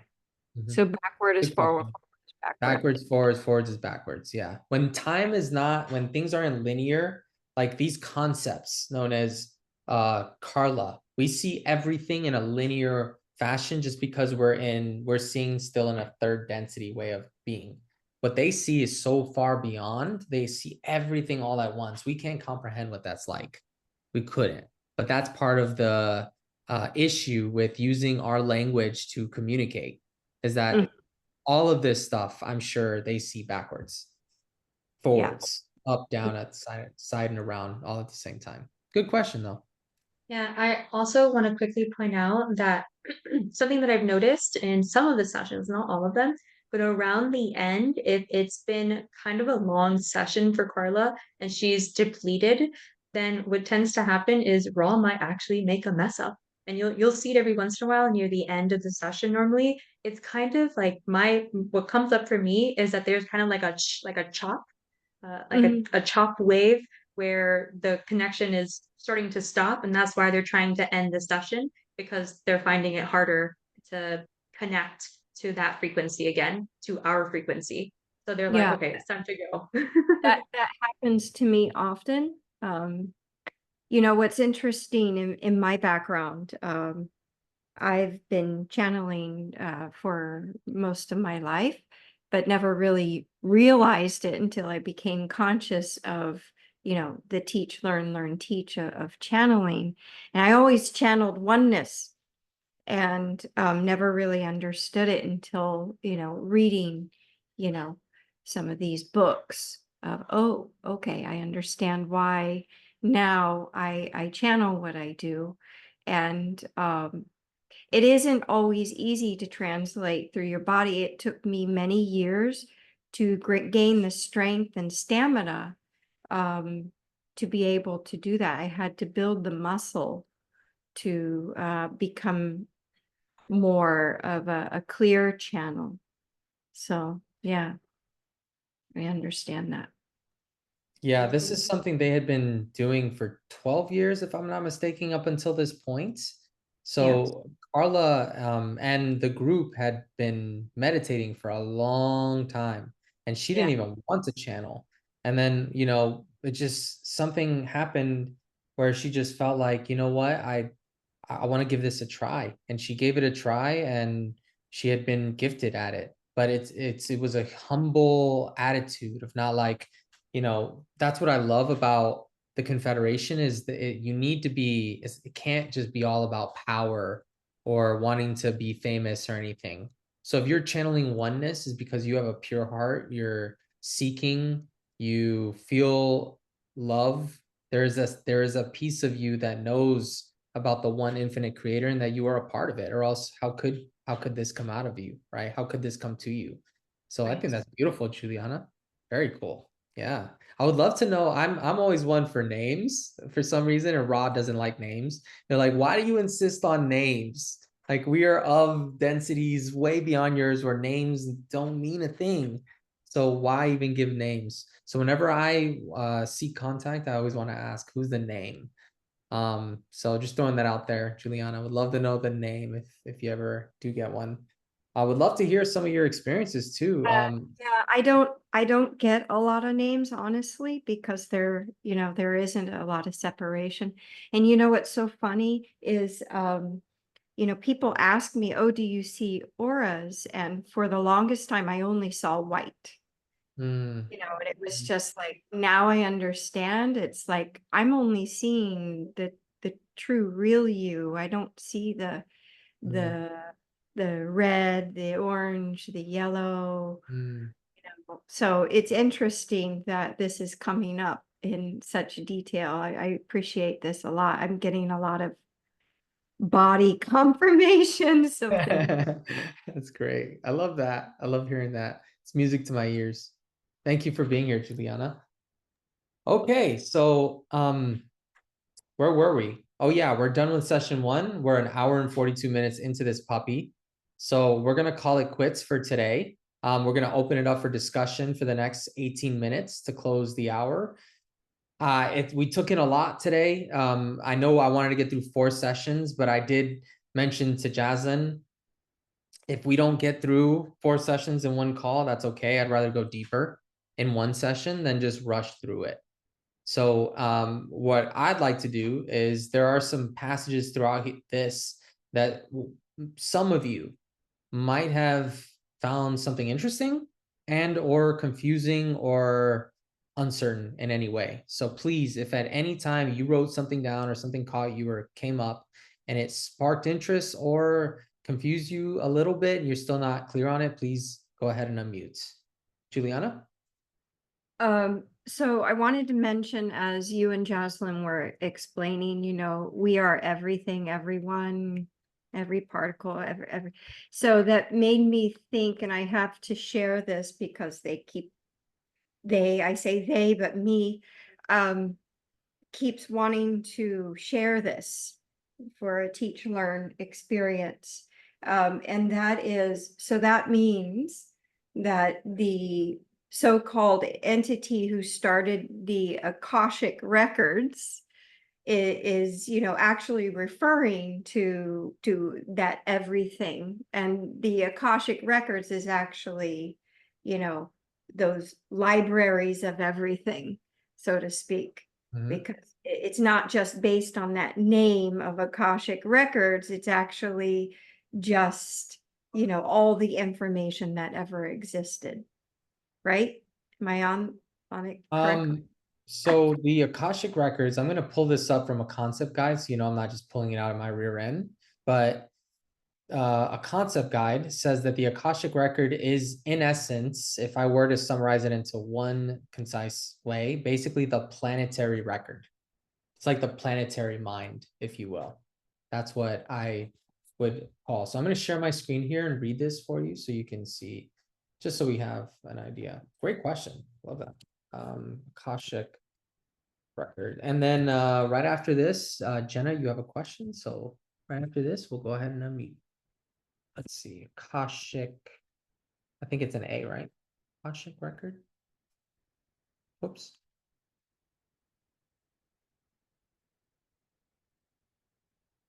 Akashic records. Okay. Moving further downward into the roots of the unconscious mind, the container of mind widens even larger to include the planetary mind. That is the mind of all the third density entities who call that particular planet home and in some way overlaps with or contains the mind of Gaia herself. This is also called the Akashic records or the Akashic mind. Like the racial mind, it is a shared or collective repository which contains all the experiences, memories, and information of every third density being on the planet. Yeah, so actually there's someone here that does Akashic record readings from what I know. What is she tapping into? She's tapping into the planetary mind, according to Ra. The concept guide is, by the way, written by Gary Bean. Gary Bean is a part of LLResearch. He was Carla Ruckert's scribe and VA. Basically, he is now the director of LLResearch. He created this book to help understand the law of one better, and it's amazing. So we'll go through this throughout our time together. Yes, Juliana. And then So Jen. that brings up, this is my last question, so other people can have a chance. So what does it mean when it's, goes beyond the planetary? Does anyone know that question? So beyond planetary mind, it actually talks about it here. So once we go beyond the archetypal mind, yes. Okay. So it's called archetypal. Huh? So it's called archetypal mind. Yeah, we're going to be talking about that a lot throughout. Yeah. So the universe is in a hierarchy until we get to the creator, and then there's the unity. We're going to talk about all this. We already are a part of that unity, but we are just in manifest form so the creator can know itself. As we're moving through the densities, we're going to learn and tap into more and more awareness. We're going to gain more and more awareness and get more and more connected with other minds. First, it's going to be us as a group individuated complex. Then it's going to be as a social memory complex, then the planetary mind, and then eventually the archetypal mind. And then once that happens, boom, one with all things. After the archetypal mind, it becomes one. Is that what you're saying? Yes. Okay. So the way that I like to view it is that technically, if you think about our body, there's how many billions of microbes that have connected together to create this body. So this itself is a type of social memory complex, which Ra calls the sub-logos.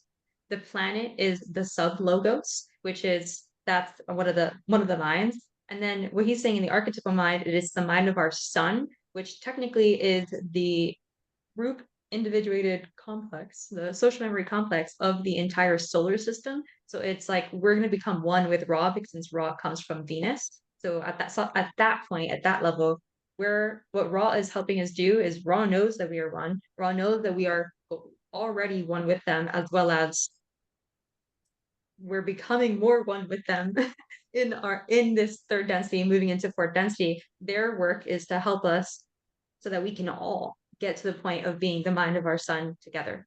Bridge it all together. Yeah. And then after the solar system, we hit the black hole, which all the things are heading towards the black hole. After the black hole, then the black holes start to mix, then we head to the central sun. So we'll get to all that, but yeah, it continues, the octaves continue. Oh my God. Just want to clarify something, like becoming more one is probably not, I don't know if that's something Ra would say. I think Ra would say realizing that we are like more and more awareness. So when you talked about the planetary mind or the Akashic record, so you can think for a second, if we're looking at us now, we feel separate, but eventually aren't we all starting to be more and more unified? I know there are people here that feel like they can read their friends' minds. So we are becoming a group individuated complex, meaning we're starting to like understand each other. We're really starting to have more empathy. And eventually we're going to join as a hive mind. Eventually, that's millions of years in the future. We'll join as a hive mind to the point where we don't need to speak. And then we become telepathic. We're starting to show signs of that now. There are people that can read minds, or are they just good at body language, or is it just empathy, right? So once we join as a hive mind, then eventually, since we're all together as one with the hive mind, all together as humans together as one, think about this. What happens next? We become one with the planetary mind, the Akashic records, the earth, Gaia herself. That's what it said earlier. We read that. And so what happens after that? Well, when we become more aware of our unity and oneness, what happens? We join with the mind of the sun. It just makes sense, right? So we join with each other, then with the planet, then with the solar system. So the sun, the solar system. And then what happens to a sun eventually? It explodes. Boom. Exactly. And when that star explodes, what happens? Black hole. Whoa. What happens then? We don't know. Brock can't even speak of it. Yes. So I don't know if you've heard of Dolores Cannon.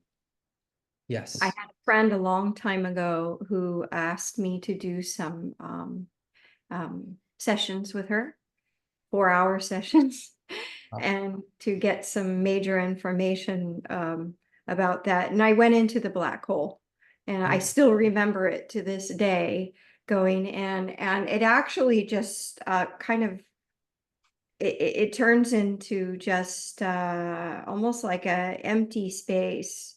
It went from white to black, and I saw a few things, but everything just becomes everything. It just doesn't, no line of separation, just like it felt like really, the only way I can explain it is like emptiness, like empty space. Just, yeah, kind of like the womb, that stillness. That's right, Justin.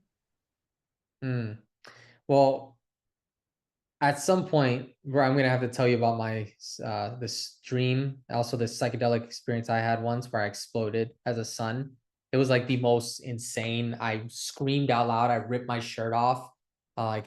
People said they had to like hold me down. I don't know what happened, but I remember exploding. I turned into a black hole, and then I woke, and I don't remember anything when I went through the black hole, but I woke up as a mushroom, and then a monkey or some being, like upright being, like ate me, and then it peed, and then I woke up with urine on my pants. And I was like, oh crap, I gotta go use the bathroom. And that was it. But I've had that same dream a ton of times. I no longer urinate myself, but I wonder if that could be along the same lines. Very cool. So cool. I love that you had that experience. Jenna, yes, I felt like we have made you wait long enough. We're gonna circle back to that, Juliana. Yes, Jenna. Hi guys, can you hear me? Yes. Hi, Jenna. Okay, perfect. Hi. Okay, so the more that I think about the question that I have, the more it like doesn't make sense and the more confused I feel. And that goes back to we are all just part of one original thought. And then I think that thought is just infinite. They're infinity. And if infinity is unity, how is, I don't get how that's one original thought. I don't even know how to ask this question, but I feel kind of stuck there, if I'm making sense. Can I get this one? Can I get it? Mhm, sure. I'll start it. So I really wanted to bring this up because I did a lot of homework on the one original thought because I wanted to know what was the thought. Of course, we're in a 3D world. So what Ramana Maharshi says the original thought was, in the closest way that we can get to English, is who am I? Who am I? That was the one original thought in 3D form. But it was the thought of wanting to know itself. Infinity wanted to know itself because think of it as Aaron in a video, he talks about the Eiffel Tower. How does the Eiffel Tower know that it's the Eiffel Tower? It's looking out into the city, right? We are looking out into the world. The only way that we know is because people gave us a name. Someone gave us a name. Someone called me Jaslyn and started to create self-awareness. The Eiffel Tower only knows it's the Eiffel Tower because other people have told it it's the Eiffel Tower, right? So infinity, when it was just one thing, let's say one thing, it's always one thing. it wanted to know itself, so it started to multiply. Think of cells starting to multiply. And that's what it wanted. It wanted to create other versions of itself to know itself in all of its forms. And that's what we are. That's what we're here to do. We're here so that the universe, the infinity, the oneness can know itself in all its different forms and 9 billion plus forms on this planet in this way. So if this happens, then this is how I react. Oh, good to know. So, well, one of the beautiful we'll get to this point, but one of the experiments on this planet is the thumb. There are planets out there. How many times do we see extraterrestrials with only 4 fingers, no thumb? Right? Interesting. So in this okay. experiment, the universe is getting to know itself with a thumb. This is how we act with the thumb. Good to know. What the heck? And you can see different religions, like Christianity calls it the logos or the word. And in Genesis, it talks about the word, right? Logos. In Hinduism, it's Om, the primordial sound. In Judaism and Christianity, it's Amen, which we say that all the time. Yeah, so each one has their own primordial sound that was created, or the Big Bang, the original thought. But each one, it's all the same thing. Does that help? Okay. What was the Yeah, thing you said before, Jenna? You said in infinity, unity. Can you repeat what that line that you said? well, I said if we're part of one original thought and that thought is just infinite, infinity is unity because it cannot be manyness, which I believe is what we went over. Then how is unity a thought? Or like, which I kind of feel a separation in unity being a thought. But I think as we go further through this text, that it will start, like my dots will start connecting in my mind. Yeah, I don't know. Absolutely. Yes. So you said something. You said the line. Let's actually pull up the line really quickly. That way we can have some basis here for what we're talking about. Here it is.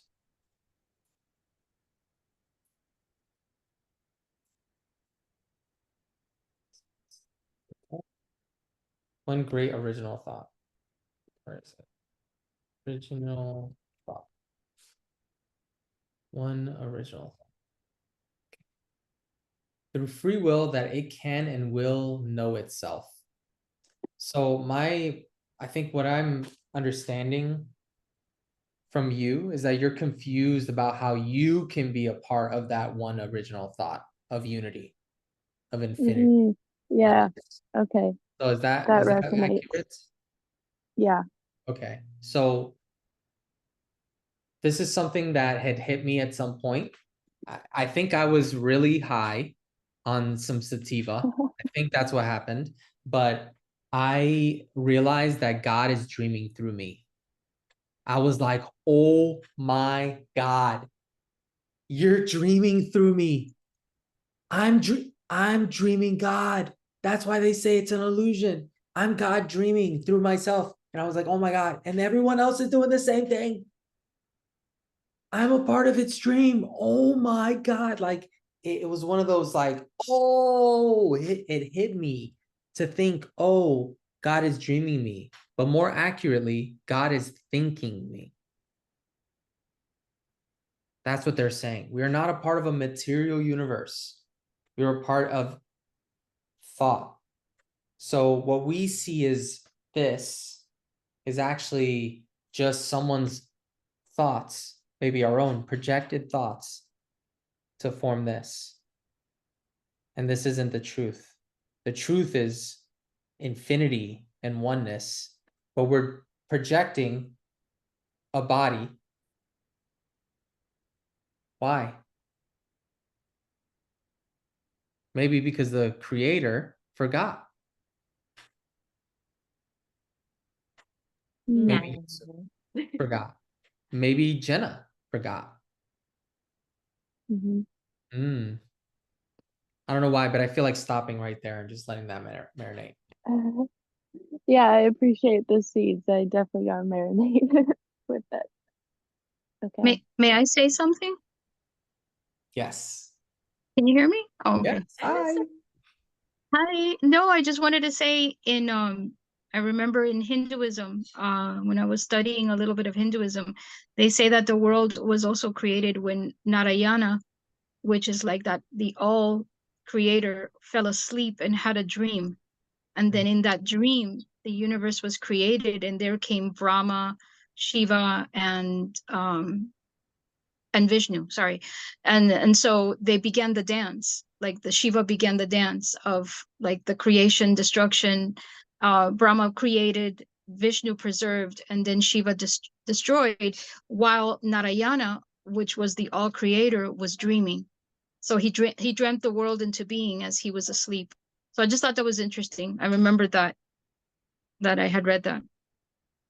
That lines up so well. By the way, I love when people share different texts or different religions, different teachings, different experiences. Like, very great addition there. Where was that, the Bhagavad Gita that talked about this story? Where can I learn about this? I think it was the Bhagavad Gita, but I'm not 100% sure because I had read it on a book that talked about Hinduism, like in general, like the beliefs of Hinduism.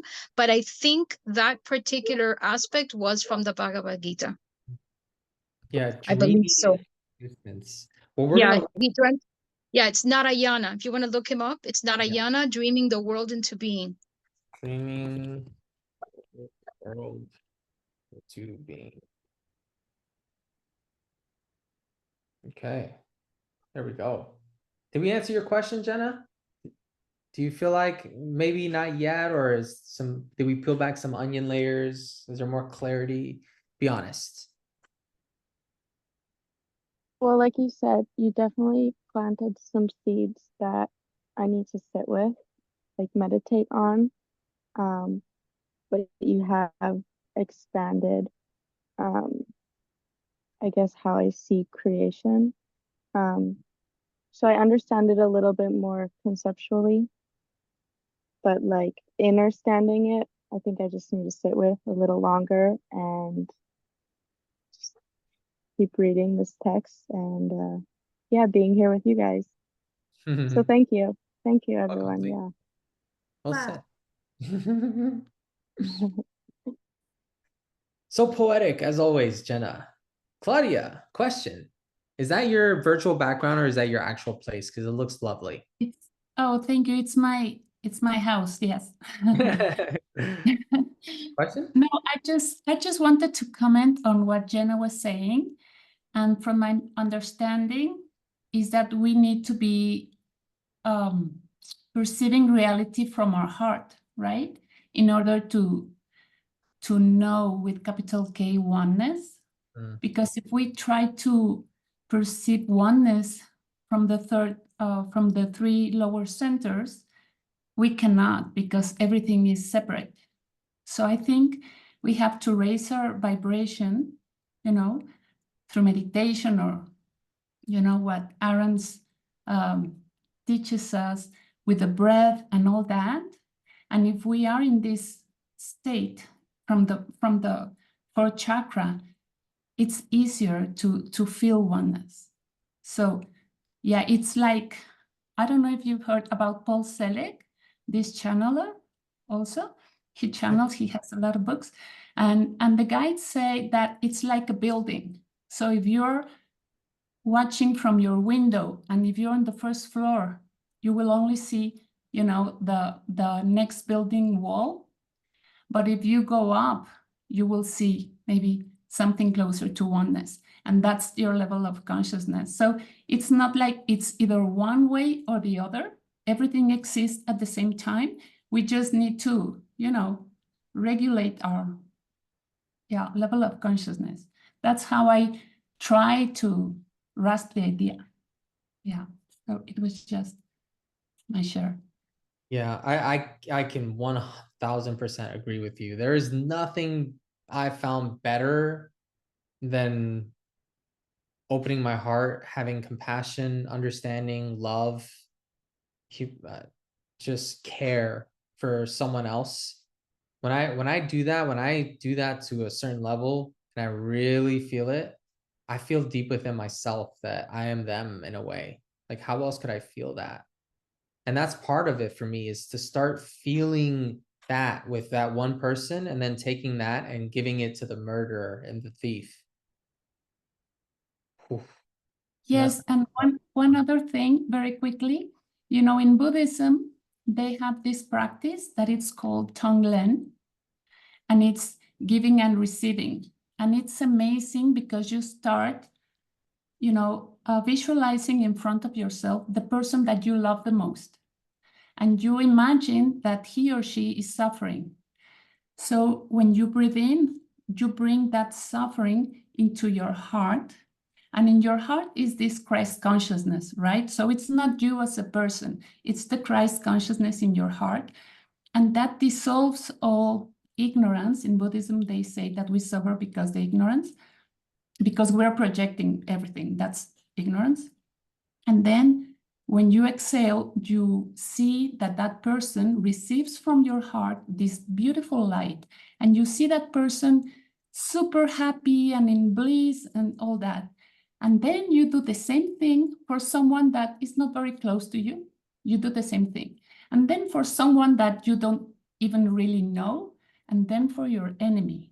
You know, so you start to, it's like a muscle. You start to grow your heart, you know, in this loving kindness and in this generosity. And it's an amazing, amazing practice. Yeah. Ooh, you so well said, Claudia. That reminds me of a book called Transurfing. It talked about how you can use the power of visualization and the law of the law of attraction, essentially, to visualize someone that maybe a manager or someone that doesn't like you very much, you had a stripe with. Imagine them at a beach relaxing, and just like laying back, and you'll see how that changes their way of being around you. They'll actually show up happier around you if you do that enough. And it's true. I'm gonna make that a practice, Claudia. Can you repeat that exercise again? It's I can put it in the chat. It's called can you say it out loud really quickly? So we would visualize the person that we love the most and picture them suffering, and we take that suffering into our hearts. Yes, what you visualize, how I, you know, it was taught to me is that you visualize that energy in he or she as a black thing, you know, it's like smoke or something, and it comes out of his seventh chakra and then comes to you from your seventh chakra all the way down to your heart. It's very important that you feel the presence of the divine in your heart, because then it can be, you know, counterproductive. Yeah. So you know that the presence of the divine is in your heart. And when that energy hits your heart, this divine energy dissolves your ego and the suffering of that person. And you visualize like this explosion of light, and that light reach this person, and then you visualize them, you know, happy and blissful. Of course, you feel the same, right? When you see him or her, you are like in the same state of mind. And you do this for several rounds. And when your heart is, you know, expanding, and then you do it for someone that you like, but it's not very close, then for someone that you don't even know, and then for your enemy. And at times with your enemy, you feel, well, at least it was my case, like I was choking, you know, it was not very easy. But you try to understand that you don't know what they went through to come like this. And the most important part in Buddhism is the root of compassion, is that we all want to be happy, and we all want to avoid suffering. And he or she is looking for the same as you, you know, but he or she is looking in a very, you know, the unfortunate way.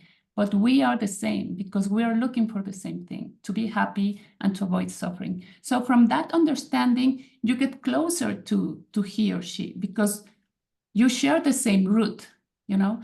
So in that way, you do the same exercise, trying to to see him or her happy, and that is truly, truly amazing. Yeah. It's one of the ways that you heal yourself also from physical, conditions. I was gonna say it has to do an effect for ourselves when we send out love. Like you were saying, you said something about how, like, if you don't, you have to feel the creator, love of the creator in your heart. And what's interesting is that we know that giving is receiving. When we give, we receive it. So I can't give that energy without also feeling it and receiving it. So luckily, I feel like that in itself, just picturing the someone else that you love is enough to bring it into the heart. And like, oh, they're suffering. Like if I pictured, Jaslyn or my niece or anything not happy or suffering, I can just picture them and think about how much love I just want to protect them and love them. Like, no, everything's gonna be okay. And then I can take that and give that to myself. I can give that, which I already have, and then I can give that to her. Or no, I'm sorry, do you give that love to them? Do you send that love to them? Is that what you're doing first? Yes, Or to yourself first? No, you do it for them, and then when you exhale, you send that light to them. And when you inhale, you imagine that you're taking more of that dark, smoke, and it's coming clearer and clearer. It starts like a black smoke, and then it comes lighter and lighter. When you feel that, that person is already not in this suffering, you can change to the next person. Or you can do it for yourself. You can imagine yourself as a child. I love to do that, and do that for myself. Me as an adult to my child, to my inner child. Yes. That's a great exercise. I'm gonna do that. I've spent a lot of time contemplating, and I think that's a good way to just sit and spend time instead of being busy. Great exercise. Thank you, Claudia. That's great. Well, we're 13 minutes over our time here. I would stay as long as humanly possible and talk about this. Does anyone have any final things they want to share? Maybe perspectives? Do you have any religious passages you'd like to quote that coincide with this message of unity and oneness? Anyone? Joy, my love? I have some logistics things, so I'll wait for a second. Yes. Hey, Mom. Hey, you're there. Hi. It's great to see you. Great that you brought a friend. Love that you're talking about oneness together. That's so cool. Yes. Patty, yes. Joanna, Katie, Landon, I know you're there. Can't see you, but Wendy, I can't see you anymore. But well, hey, thank I'm you here, brother. all of you. Oh, there he is. Yes, my dude. Loud and clear. Good to see you. Any comments, questions, perspectives, things today? Anything? Just grateful for everybody's input. Grateful for you and Jazz for getting together. Thank you guys for being here. Love you guys. We love you too, Nelson. Dad. Hey, Katie. Welcome. All right. Well, I just wanted to thank all of you for being here. Jasmine's going to give a quick logistical announcement before we split and I say goodbye. I might cry, by the way. I might cry. Yes. Yeah, Baby? so logistics really quickly. First off, just want to say it's so nice to see everybody's faces. Thank you for popping up and at the end over here. It's just like, woo, love all seeing all the faces. Okay, so logistically, just to let everyone know, of course, Saturdays is kind of hard for us consistently, and we also have some other things to keep in mind. So let me just quickly say that we have plans for when we travel, and it usually happens on Saturdays, and we thought about like long term, could we sustain this? And there's one day per week that really works for us, and that's Thursdays. We looked at our calendars and we're like, we don't have anything planned, no meetings, no plane rides, bus rides, or nothing like that on Thursdays. So yes, continue, Chess. So Thursdays. So we're gonna give it a shot next week. We already have all the notes that we need for session 2, 3, 4, so we're good to go. So next Thursday, same time, so 12 p.m. Eastern time, 5 p.m. Ireland time, and whatever other time zone you're in. I'll put it in the WhatsApp group. Just to let you know, we're gonna try Thursday and see how many people can make it, how it works out for everybody, and we will go from there. But we're messy and moving here, just total love, trying to see where the creator wants to take us. Yes. Yes. We want to do this consistently, and we don't want to just, you know, make this a thing where we have to keep rescheduling on you because of the plans and the trips that we already have planned and the tickets that are bought and stuff. So we thought, okay, Thursdays, we know that we can do this consistently. And I think because Wednesdays, there's a call with a group for A Course in Miracles, if I'm not mistaken, and Sundays, I think. And Aaron has calls on Sundays and Mondays. I don't know. Huh? No Mondays, but it's okay. We're Yeah, gonna give okay. Thursday I a just wanna try. make We'll sure let it everyone lines know up. how that goes. Before we make full plans of switching to only Thursdays, we might try some Saturdays and Thursdays, or we might just do Thursdays, depending on how next Thursday goes, and just go with the flow just a little bit. We'll keep it All right, masculine so as much as possible. just by show of hands, if we're just being honest here, okay? Understand that we are all the creator. You're not hurting anyone's feelings. Who here could make it this Thursday? That's remaining here. Could you make it this Thursday coming up? Anyone? One person. Two. Raise your hand if you can, like this. Like that. 1, 2, 3. Wait. All right, I'm gonna raise my hand. That way we know. Let me raise my hand here. Can I do that? Is that a thing I can do? No. I was gonna do it with the emoji, but it's not working. Okay.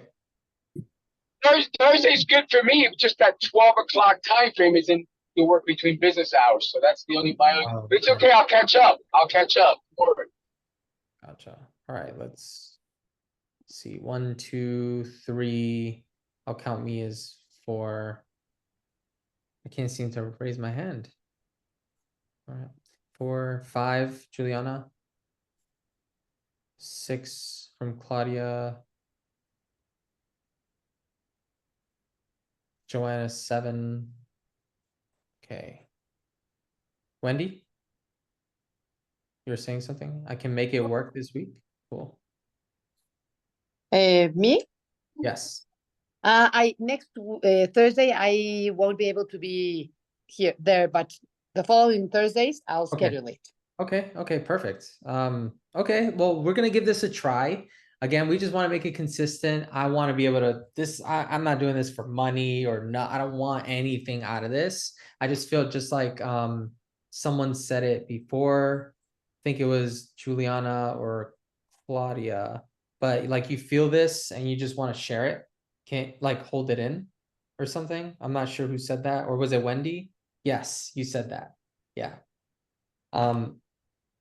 That's all I want, is just to be able to share this consistently with all of you. If we just want to make sure it works for everyone and make sure it's consistent. So we're going to give this a try. If that truly doesn't work for everyone, then we're going to find something that's a little more cohesive and doable for everyone. But for now, let's just say this Thursday coming up, which is, if I'm not mistaken, it is on, so that is the 13th. The 13th. At 5 p.m. Ireland time, 12 p.m. EST, 12 p.m. EST, 11 a.m. CST, or 10 a.m. PST.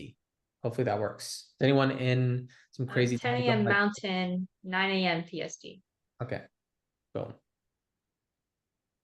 Will you be sharing the recording for those of us that can make it? Because I'll be at work. Is that your work time?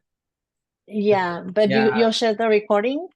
Yes, babe. we will. Yes. Well, Okay, as long cool. as the recording is a thing and there's no problems technologically, yes.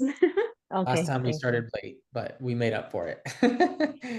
I tried reshooting the whole intro and it's just not the same if I have no one to speak to from the heart.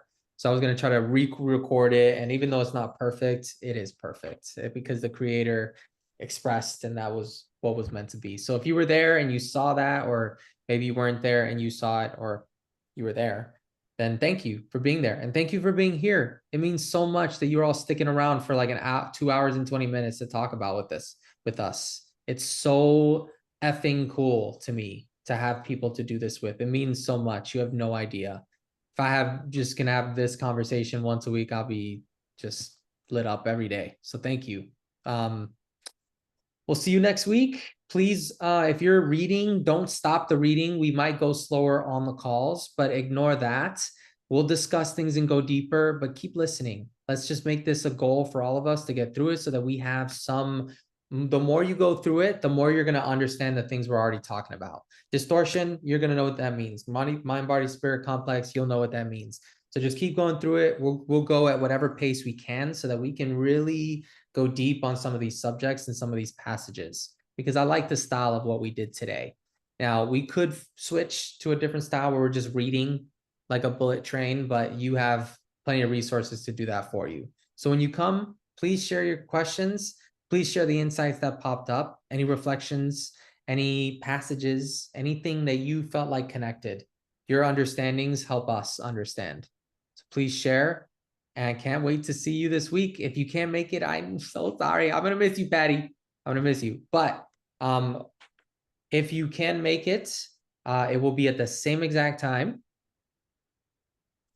So keep reading and we'll see you there. I love you. Anything else to say? I love you. I would like to check on feedback. How was this received?